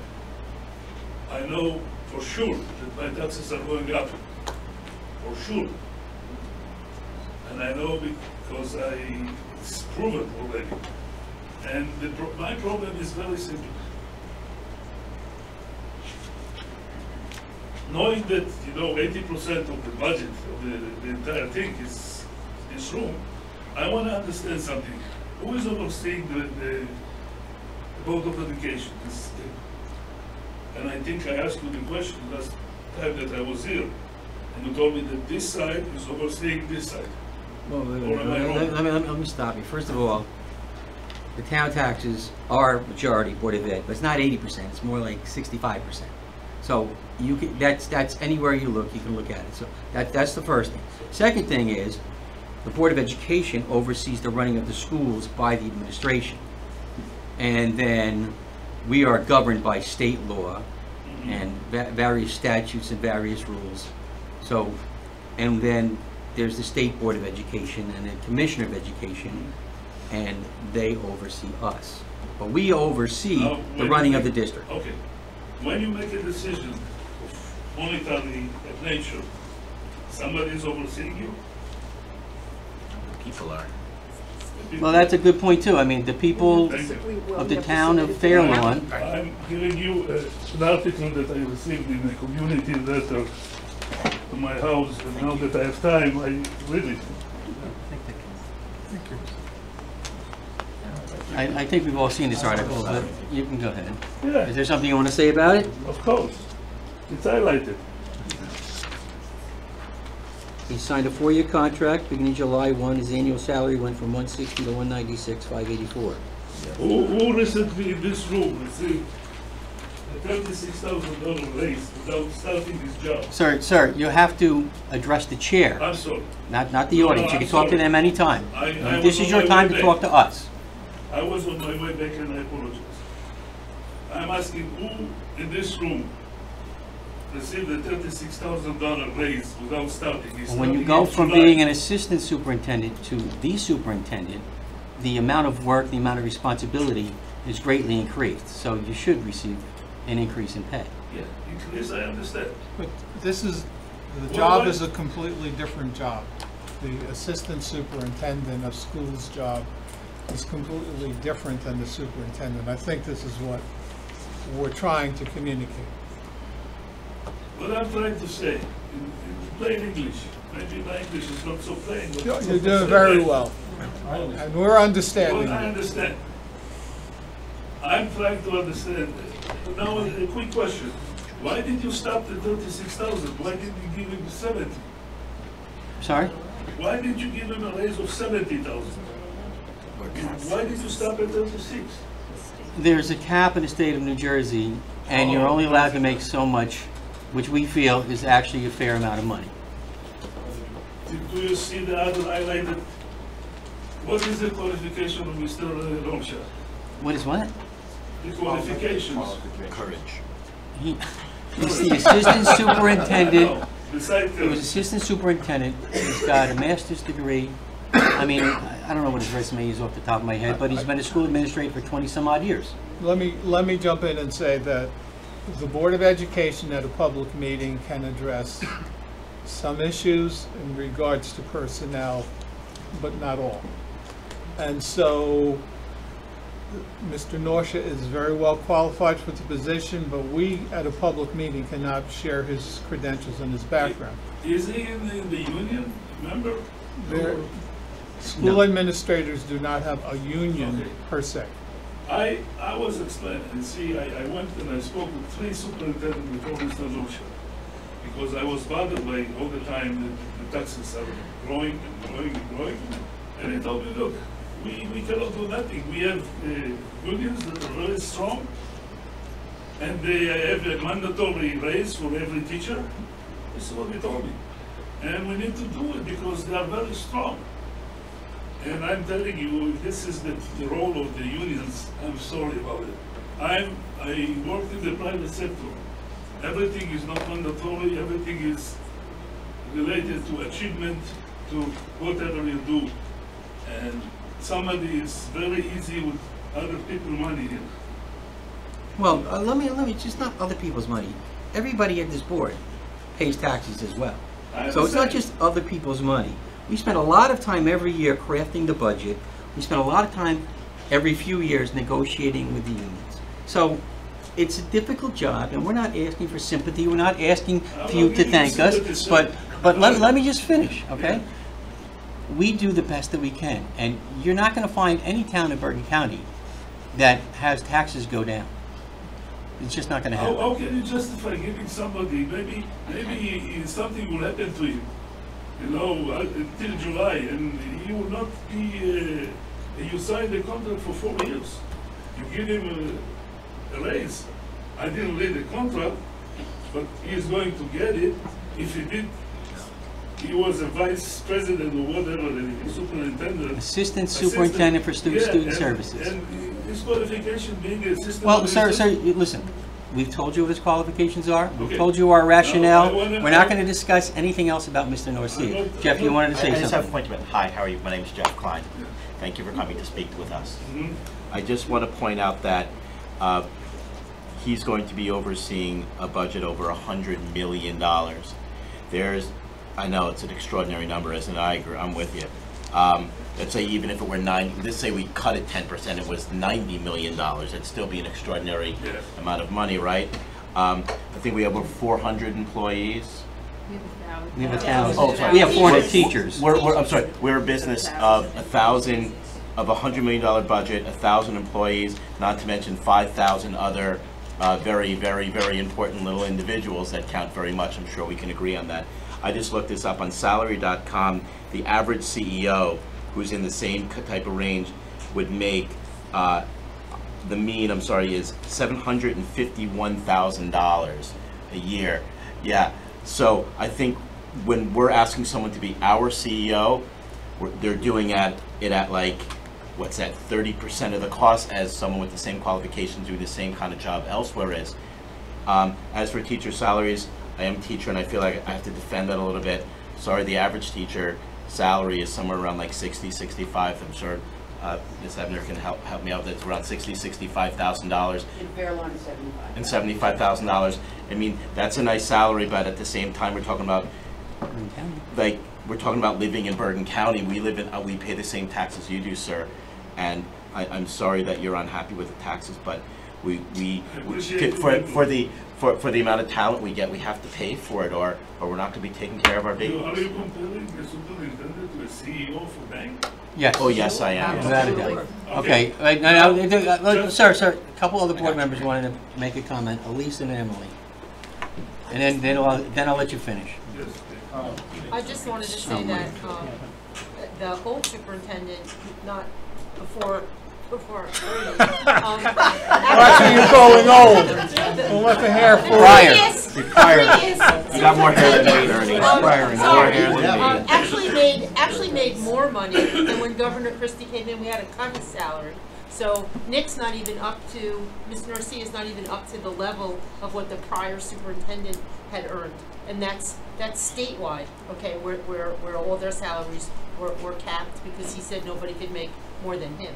So there are other people within the school district, other administrative positions all over the state that make more than the superintendents. So it's tough to fill that position because people can go elsewhere, which is what many of the superintendents in New Jersey did. They went to New York State and Connecticut and Pennsylvania and got jobs because they could make more money. So we're at a disservice when it comes to that. But also you have to look at the value of your house and the desire for your house, because the fact that we have a good school system increases the value of our houses. So there's an equation there. I don't know what the exact analytics are, but there's an equation there that relates the value of the school system with the value of the houses. So I just wanted to put that out there because we do all pay taxes. We raise our own taxes when we do that. But I think the quality of the school system speaks for itself. So my voice on this is going to be a little bit different. I really appreciate anybody coming out and speaking, and this is your second time. I know you're here, so thank you for coming. When we passed this annual budget last month, I was so wrapped up in a particular aspect of the budget that I didn't have a chance to say, but now I think is a good time to say, that I'm sorry to sound the alarm bells here, but I do think Fair Lawn has a problem at the rate that our taxes have increased over the past 5 years in particular. I understand a lot of it is because of our enrollment growth issues, but from my perspective, what I am afraid of for everybody is that if you keep exponentially adding on more taxes, you're going to have more flight of people who don't have kids in the district, who are going to be selling their homes, who are going to be realizing the newcomers coming with young kids, and there's going to be this tipping point where we're going to spiral with our enrollment problems. And it's a serious problem. Not to mention the issues of having a balanced, intergenerationally sound, healthy Fair Lawn community, putting that aside. I know other districts have, as part of their strategic plan, they will have a part of their strategic plan to look at the fiscal health of the district and look at other revenue sources, other ways. I fully trust the administration when they say that they're doing everything they can to be reasonable, and I have faith in this board's process that when we approve that budget, the increases, it's on stuff that matters, it's stuff we hear from the community that they want. That being said, in terms of our long-term planning responsibilities, I do think that we could be heading into a dangerous cycle, and that the responsibility is on us as a board and with the administration to be responsive to that in some way, whether it's as having a bucket of the strategic plan.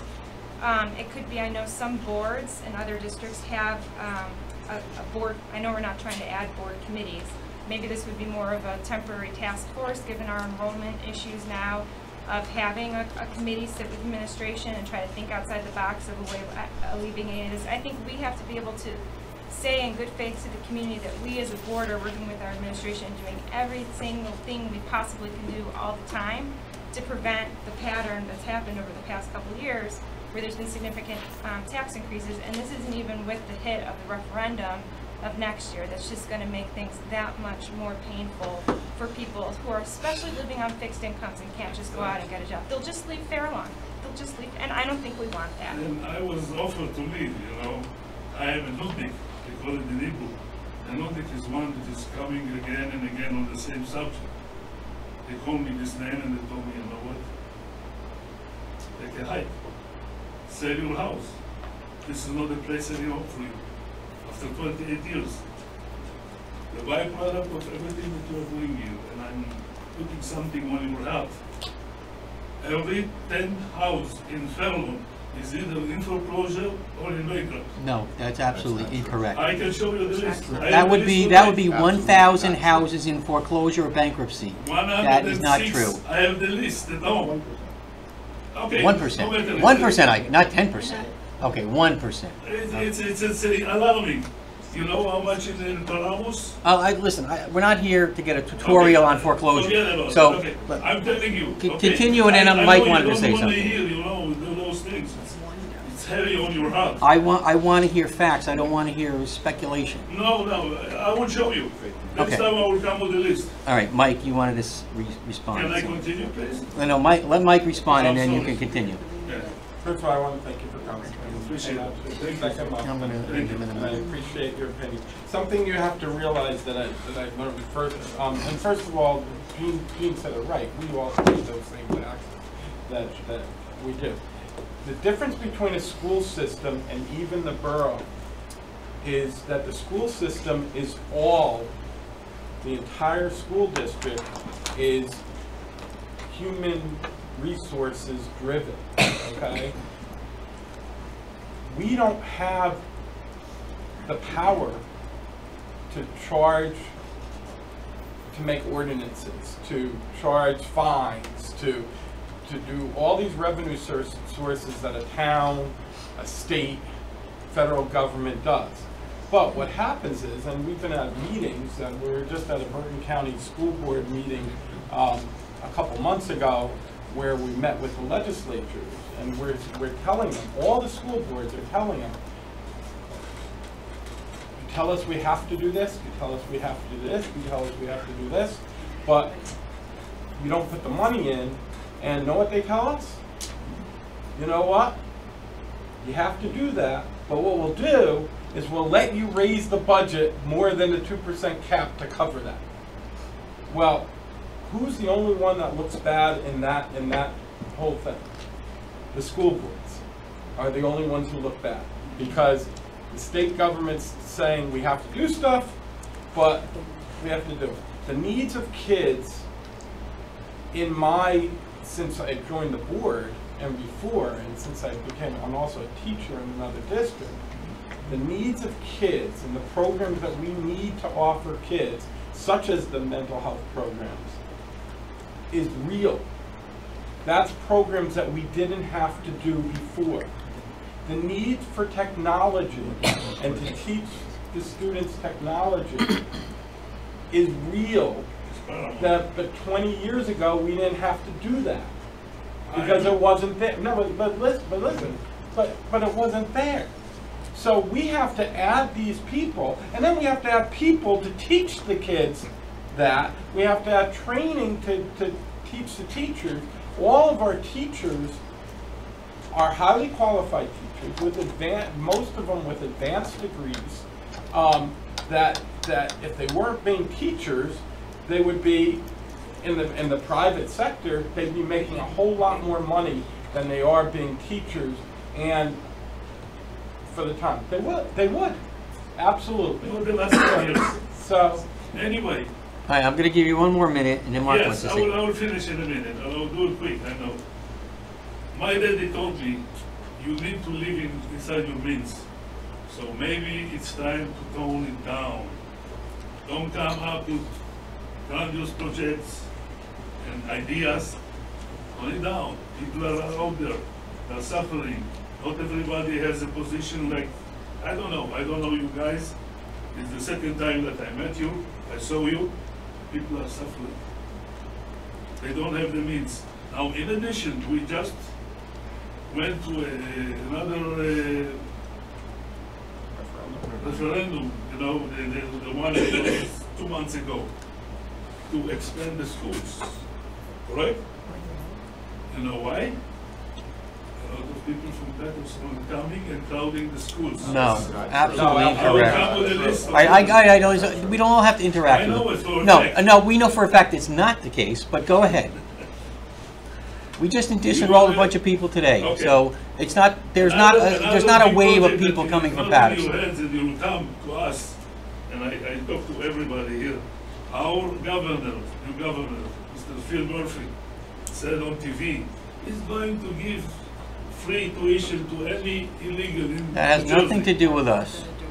No, I understand. I'm telling you as a No, we know his citizen, platform, we're all pretty politically aware. somebody for free, and there is no free in America. No, that's not exactly what he said, but okay. He said it for free. No, he said illegal immigrants will be able to get loans, is what he said. He Not didn't- those free. Okay, well, we have to disagree. Okay, so Okay, somebody who's paying Well, it, you and I understand. will pay it, and everybody will pay it here. thank you. Okay. Mark, you wanted to say something? And I just thank- wanted to say to this gentleman, and I'll be very succinct, that the Fair One did not raise its municipal taxes at all. And that's because it's through attrition. When somebody leaves from their departments, they do not fill those departments. They give those responsibilities to those people who continue to work there. We as a school system cannot do that. If we get rid of teachers, the classes are uncovered, so it's an impossibility. So they handle their budget totally different than we do ours. My suggestion is that we need to speak to our legislators. We need to tell them that they need to fund schools differently. They cannot fund schools through taxes. There are many other states throughout the United States that do not have problems like we do because they fund the school systems differently. So that's where we need to I go. understand your position and I understand your reasoning. I never got a penny. I educated 3 kids. I worked my behind doing it in Fairlawn. Now somebody is telling me in the big house over there, move, go away. You cannot. Well, we would never tell you that. I don't know who told you that, but we would never tell you to get out of town. You're more than welcome I was told. to town. I read the recording. Well, that person's out of line. Okay. Okay. So just so you. We'll put take your everything you foot said what's into going on. consideration. Thank you. This is Fairlawn these days. Thank you guys. Thank you. Thank you. Thank you. Just state your name for the tape, Daphne.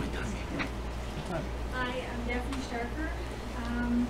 Been to board meetings before, and I want to raise a topic that I know I've spent some time with a few of you offline, but I think it would be great if I can bring it up today again, and especially after what happened today with the terrible accident with the Mark's school bus, which can't get out of my mind. So my older son goes to Mills, he's in kindergarten. My younger son is going to be in Mills next year in kindergarten. And drop off and pick up is horrendous. It's just every day is almost near accidents. Crossing the streets, the guards are sometimes not paying attention. It's just, it's such an unsafe environment. It's unbelievable to me sometimes that this is the process we have to go through every day as we drop off and pick up our kids every day.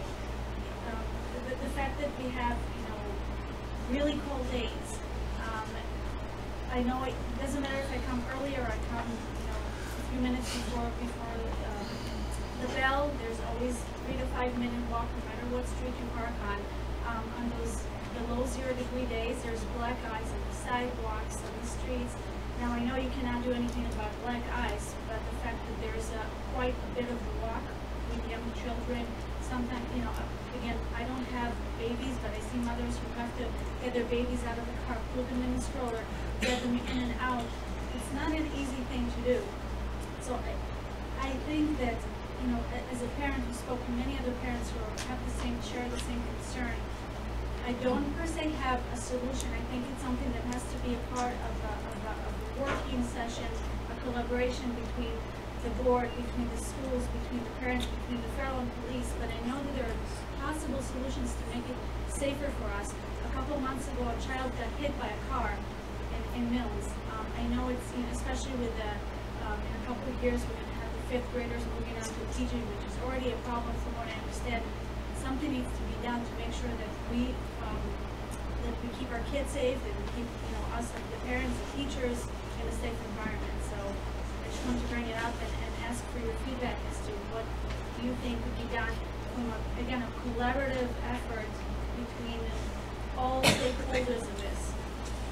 Well, look, and you and I have had this discussion a couple of times, and I'm not saying it's great at Mills. It is an issue, but I know Mr. Folco is out there on a regular basis checking things out. I know he's made some changes. Dr. Palestis has spoken to the chief of police, and he's increased police presence at all the elementary schools. I know for a fact that's the case because people are complaining about it on Facebook. How come I got a ticket for parking in a crosswalk? How come this guy's yelling at me for parking in front of his driveway?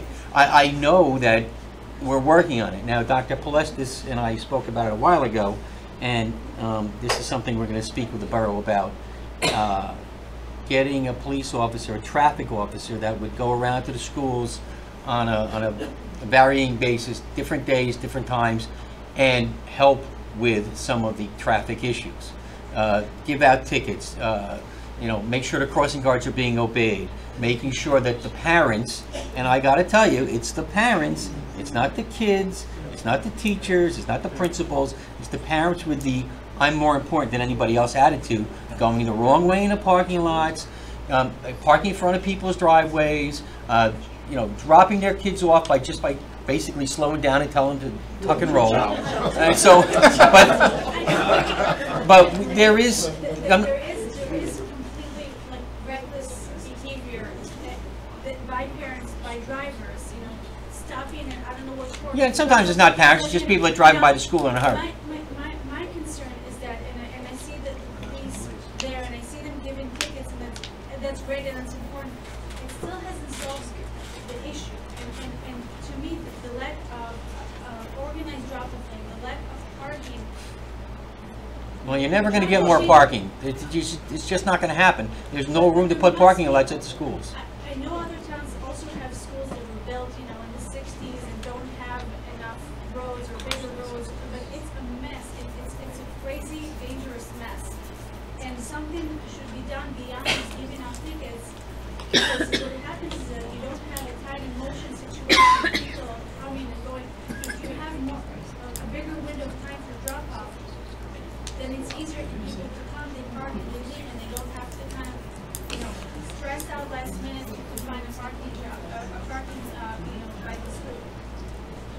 Well, listen, I'm not saying we're not going to look at it. It would be something, not necessarily that the board is going to get involved in drawing up, you know, diagrams and saying, you know, enter here and exit there. That's something each school principal has to look at with the central office administration, maybe some input from the police. And it's something maybe, you know, Dr. Plessis would be. Yeah, Dr. Plessis can add something. Just to give you a little bit of background, is that I did spend a day with Mr. Fulco was there, as well as the chief, and the Fairlawn Police Department does have a traffic safety department. So the police have been very cooperative. They are examining what they can do in terms of the street. We have had conversations about a traffic officer who would be available on all of the school grounds, but rotating. So in our municipality right now, there is a traffic officer who is one, I believe, and that person is stationed by the train station. So this would, if we're able to do that in conjunction, we will have a traffic officer. However, that's not going to happen between now and the end of this school year. But we have been working on it. I can tell you it's related but somewhat different, that the traffic flow we anticipate at TJ will improve, and and there will be site improvements over the summer that will help with the flow of traffic. At TJ, as a result of our collaboration with the police, we also spent a morning there looking at traffic. We now have, and the police suggested this, the board paid the cost of it. We now have stop signs that illuminate, that have helped better. We've had conversations about strategically placing speed bumps, and all of that needs to be considered not just by the police, but also it's in engineering, so the Fair Lawn Borough engineers are also looking at ways. But we have had, I just want everybody to know that we have had numerous conversations, in particular about the traffic at Milnes, because it seems to be that has the most volume when added to TJ. I don't want anyone to have the impression that we're not addressing it. I think you will see some changes in the fall when school resumes, and I think that there were some modest changes that we put into place at TJ. But Did we just get another crossing guard over there? Did they add somebody over there? It had been discussed. I'm not sure where we are with that. But we've had conversations, and everyone is trying to do their best. We're aware of, no one here is denying that we have traffic issues. We're working together with our partners on the municipal level, and we'll continue to do so. Is it possible for parents to be a part of this effort? In what way?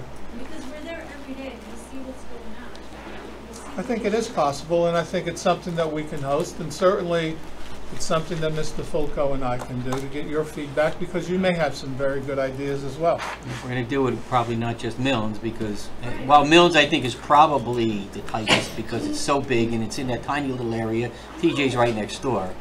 But if we're going to do something, I'd probably invite all the PTAs. Okay, so we're going to work on it. You're welcome. All right, any other board, I'm sorry, public members, questions, comments? David? I didn't see that. Is the assistant superintendent of speed services that visually in place? It's being advertised. I'm dealing with the team by the school year. It's got to float it internally, and then it might even be out of it. What? Where are we? We just Okay, we did. That's what I'm saying, maybe more into the fall. Okay. So, just follow-up questions over here, but that position is gonna be void over the summer if no one's out, does that work as a parent and you need to speak to? Well, Mr. Norcia will... We will have 3 individuals on site during the summer. In addition to Mr. Norcia, who has, he will be in his role, obviously, as superintendent starting July 1st, but he certainly has the background, and we will have our 2 supervisors on site during the summer, so there will be no void in contact. Yes, ma'am. When is the construction going to start at TJ? Josie Coleman, Lindsay Road. The first step will be site work during this summer. That means reconfiguration and preparation of driveways. So that will be step 1. There will not be a significant amount of physical construction because the plans are still working on the plans. We have been meeting under Brooks' leadership once a week with our architect, and at our last meeting we looked at food service, the food lines, how can we expedite it, because at both TJ and Memorial we will be getting new kitchens. So other than the exterior work on the site, I would not anticipate a lot of construction until the following summer. Okay, so the construction schedule though has been set? Not exactly. No, we still have a long way to go. We have to get the bids. We have to put together the schedule. We have to get the construction manager for the exact. We're putting a shovel in the ground today. His date is not set. Brooke, did you want to add anything? We have a tentative schedule, so there's several weeks of design, and we're looking at beginning to do any kind of construction at TJ would be in the winter, so January would be maybe the beginning of that, December, January. But right now we're still in the process of going through the design. We do want to secure that construction manager. We want them to be an integral part of that design process for the plans, so that we know that we're looking at, our architects are looking at it, and then somebody from a construction perspective is also looking at those design plans before we actually bid the projects. And then also, what about the houses? When are they going to start? I'm actually going to talk about that when we get to board comments. Okay. When we get to what? We're going to do board comments in a minute, Oh, and Mike okay. is chair of the education committee, so he'll give us an idea. Thank you. Okay, any other members of the audience? Okay, board comments. Mike, you might as well go first. So, I apologize to the board from the administration, but we're looking for an education meeting. It's a Tuesday night, June the 5th. And that is because one of the presenters that, that's the only day he can be here. So, hopefully, 7 o'clock. 7. What? 7? We have it Seven, 7:30. seven. We have it in our agenda, but as 7:30. I So think 7? Okay. Okay. So I spoke to Natalie Lackatina, was at a conference today, which is why she's here. And there's we're going to talk about houses and teams and update at that education meeting. But she said that they're ready to start houses and teams next year, the next school year. And we're supposed to be starting with grade 6. But according to Natalie, they have moved that up, and there's going to be houses and teams beginning in all grades at the 2 middle schools starting next year. So the other thing that Natalie told me was, and we'll be discussing that at length. The teams we're not going to be discussing at length at the education meeting, but we will be talking about standard-based report cards, and they're going to be starting next year, and it's going to be K-2, and with the timetable being adding a grade every year. So in the elementary school, so it'll be K. The 3rd grade will be added the next year, the 4th grade. So once it starts, it's going to be a gradual through. So you're not going to have a year where it started in your grade and it's going to stop. So we're just going to keep adding grades as they do. That is a Herculean task. So that's going to be part of what we discuss at that education meeting. Is that open to the public? Yes. Absolutely. We'll all be all about it. Thank you, Mike. Mark? Yes, I attended the Carolina Alliance for Substance Abuse Prevention last evening. We had a guest speaker with us by the name of Wendy Sepsic. She spoke about suicide prevention. Unfortunate incident, her son at the age of 16 committed suicide, and she devoted the rest of her life in suicide prevention. And she told us some very interesting facts that it's like 1 out of every 4 individuals, not students, individuals, have some kind of mental health issue. And the most important thing with suicide prevention is really communication, speaking to the individual. And unfortunately, she did not see the suicidal tendencies of her son, so she could not prevent it actually. Anyway, she's running this program that is free of charge. She offers it to the parents, and she offers it to the school children. So if there is anyone here, I'm going to hand over all this information. I was going to give it to Nick, but he's not here. I'm going to give it to Ernie. If there's anyone here that would like to have this individual come out for a PTO event, or whether it's a school event, It's for basically grades in the middle school and the high school.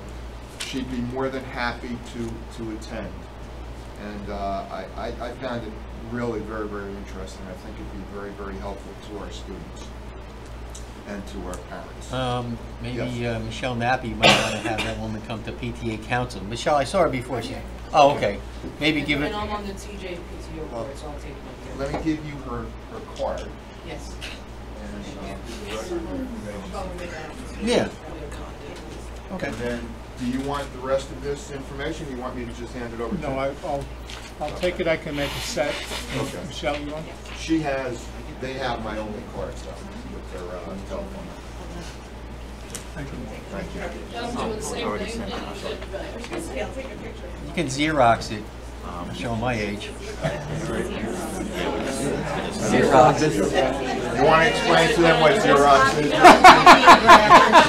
Then we can run it off on the mimeograph. Okay, Mark, that was it? Okay. Did somebody else have their hand up over here? Emily? Okay, I just have 3 things. So one is, at the last board meeting, we had a little bit of discussion about looking into waivers for morning gym for athletes and also alternatives for the financial literacy course. And I just wanted to ask the administration if there's been any further discussion of that. We've had several discussions, including Mr. Marcella, and are still researching both of those. Great. Okay, great. The second thing is, I just wanted to let everybody know I posted the link to the Community Relations Liaison position on Facebook because I thought the community would be especially interested in that. And I was really pleased to see that a lot of people were interested. They were tagging other community members about the position. And I totally trust the administration to pick the right person, but I just wanted to say, while we're all here, that if all the qualifications are equal among applicants, I think someone who is in Fairlawn or who knows Fairlawn really well already, especially for that position when they're trying to relate to the diverse stakeholders and socio-demographic diversity in Fairlawn, if someone comes in knowing that already, I think they're going to make that position fly even more than someone who's just a great communicator but doesn't necessarily know Fairlawn yet. And then the third thing I wanted to say was that kindergarten orientation is still on for June 8th, correct, district-wide, but yes. Parents haven't received. Parents were told at the orientation that mid-May we would be sending out letters. I think the letters are ready to go tomorrow. Friday? Yes. Tomorrow. Yes. Tomorrow's Friday. Tomorrow. Tomorrow's Friday. Excellent, thank you. Emily, that's it? That's it. Thank you. Somebody else? Did I? Mike wanted to go again. Okay. Yeah, just regarding, because, you know, we had if anyone wasn't there for the Teachers of the Year and the education recognition in the gym, we did have a moment of silence today for the tragedy that happened at Paramus. I want to say a couple things. First of all, you know, I did a lot of reflection today. This is the second time I've done a lot of reflection in like that something has really, things have hit home for me, but 2 times things have really come close and been mentioned to me. And today was one of those days. I think all of us as educators that are in the classroom with kids, we go to work every day, and the safety of the kids is our #1 priority as we teach them. And it really gives you pause when you know that those teachers went with their students on a field trip that many students go on, and a tragedy like that could happen. From what I understand, you know, there's questions. Of course, Facebook lights up. You know, rather than just saying, "Oh, this is a real lousy thing that happened," and we have to like hug our kids. that, are there seatbelts in every bus? The answer is yes. Okay. Were they seatbelted? From what I understand, yes, because there's reports of kids that were hanging from the seatbelts. So you could do everything right, and you could plan everything right, and still a tragedy like today's could happen. I think rather than being reactive to it, why did this happen? It happened because there was an accident.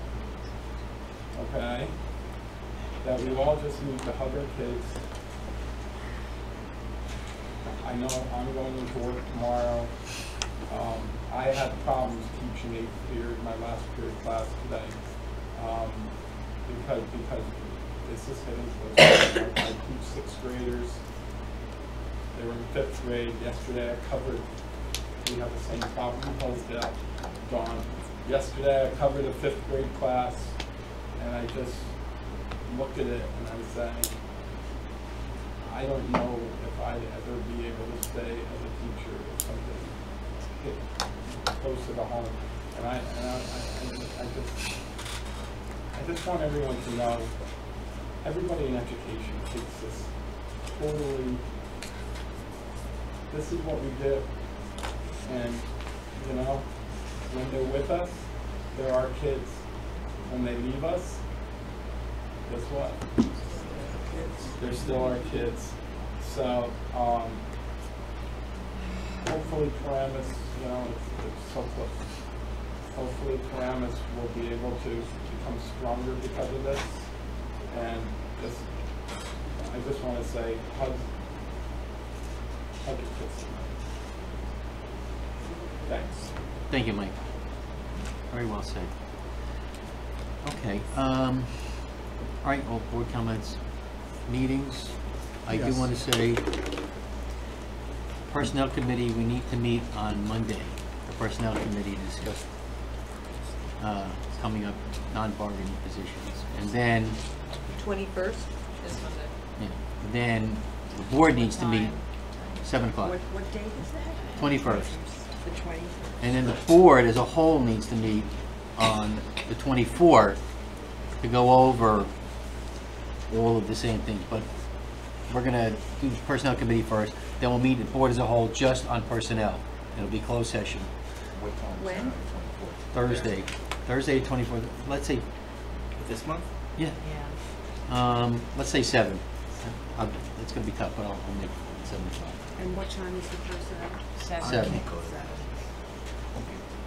There's the TJ concert. I'm already missing the TJ concert on the 22nd. I can't miss it both nights.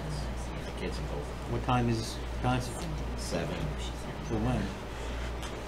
Probably all night. You can't. I know they don't let you leave. Yeah. You can't. Your kid gets up and go, "Okay, I'm done. Thank you." They don't. I don't want to be rude like that. That's all right. I know we all got to miss up. We'll FaceTime you. Okay. No, I'm sorry. Just that's just personnel that night. Yeah, just personnel. Yeah. All right, well. May 24th. What time? 7. 21st at 7. Just the Personnel Committee. 24th at 7 for the entire board. Is that Monday? Yeah. If that's Thursday. It's a closed meeting. They're both closed, so it's... No, I know, that room right now. That's, yes. You said Monday. I forgot to I said Thursday the 24th. Yeah, 21st personnel. Cindy. Cindy. Oh, wait, hold on. Settle down. What? The personnel committee meetings are closed. Yeah. So we can do someplace else. Oh, you have a meeting here? I don't need to. No, there's all 4 of us. We'll go in Lisa's office. That's all right. We'll go in Lisa's office. So that's all right. It was the whole board to be different. Cindy failed to report on something. So. Yes, I did, and I'm really sorry about that. Don't let it happen again. Okay. Read the merits. The Special Education Committee had a tea on, what's today? Tuesday. After school in the all-purpose room. And when you walked into the all-purpose room, it was all festive tables decorated, food galore, and all of the paras and all of the people that are involved in special education were all gathered in the room at the same time. And Place honored every single one of our paras and teachers that work with our special education children. I thought it was an absolutely unbelievable time. I checked out of my rehab center. Somebody broke you out? Yes, and was driven to the T, because as special education chair, I have never missed a T, and I was not about to miss that one. So I was very happy that I was able to go with a smile on my face, not drugged, but a smile. And I just wanted to thank Place for putting on that T and recognizing everybody that works with our special needs. And it's just it's a very warm feeling, and thank you. I just want to thank everybody that came. We had a very big showing support this year. As we're wrapping up Special Education Week, it is our privilege and honor to celebrate everybody that takes such great care of our kids, from a para to a teacher to a nurse to an administrator, everybody that has their hands in special education. We thank you for everything you do all year long, 1 week in May, and for forever and for always, obviously. Thank you for everybody who attended. Thank you, Mel. And I don't remember calling in. And Mel, thank you for the shrimp. It was wonderful. Okay, at this point, we're going to recess into closed session to discuss some closed session items. HIB. Just HIB. Just HIB. And then we're going to come back in open session and vote on it. Getting home early? Yeah, maybe. So can I have a motion to recess? So moved. All in favor? Aye. All right, let's take a 5-minute break because we all need to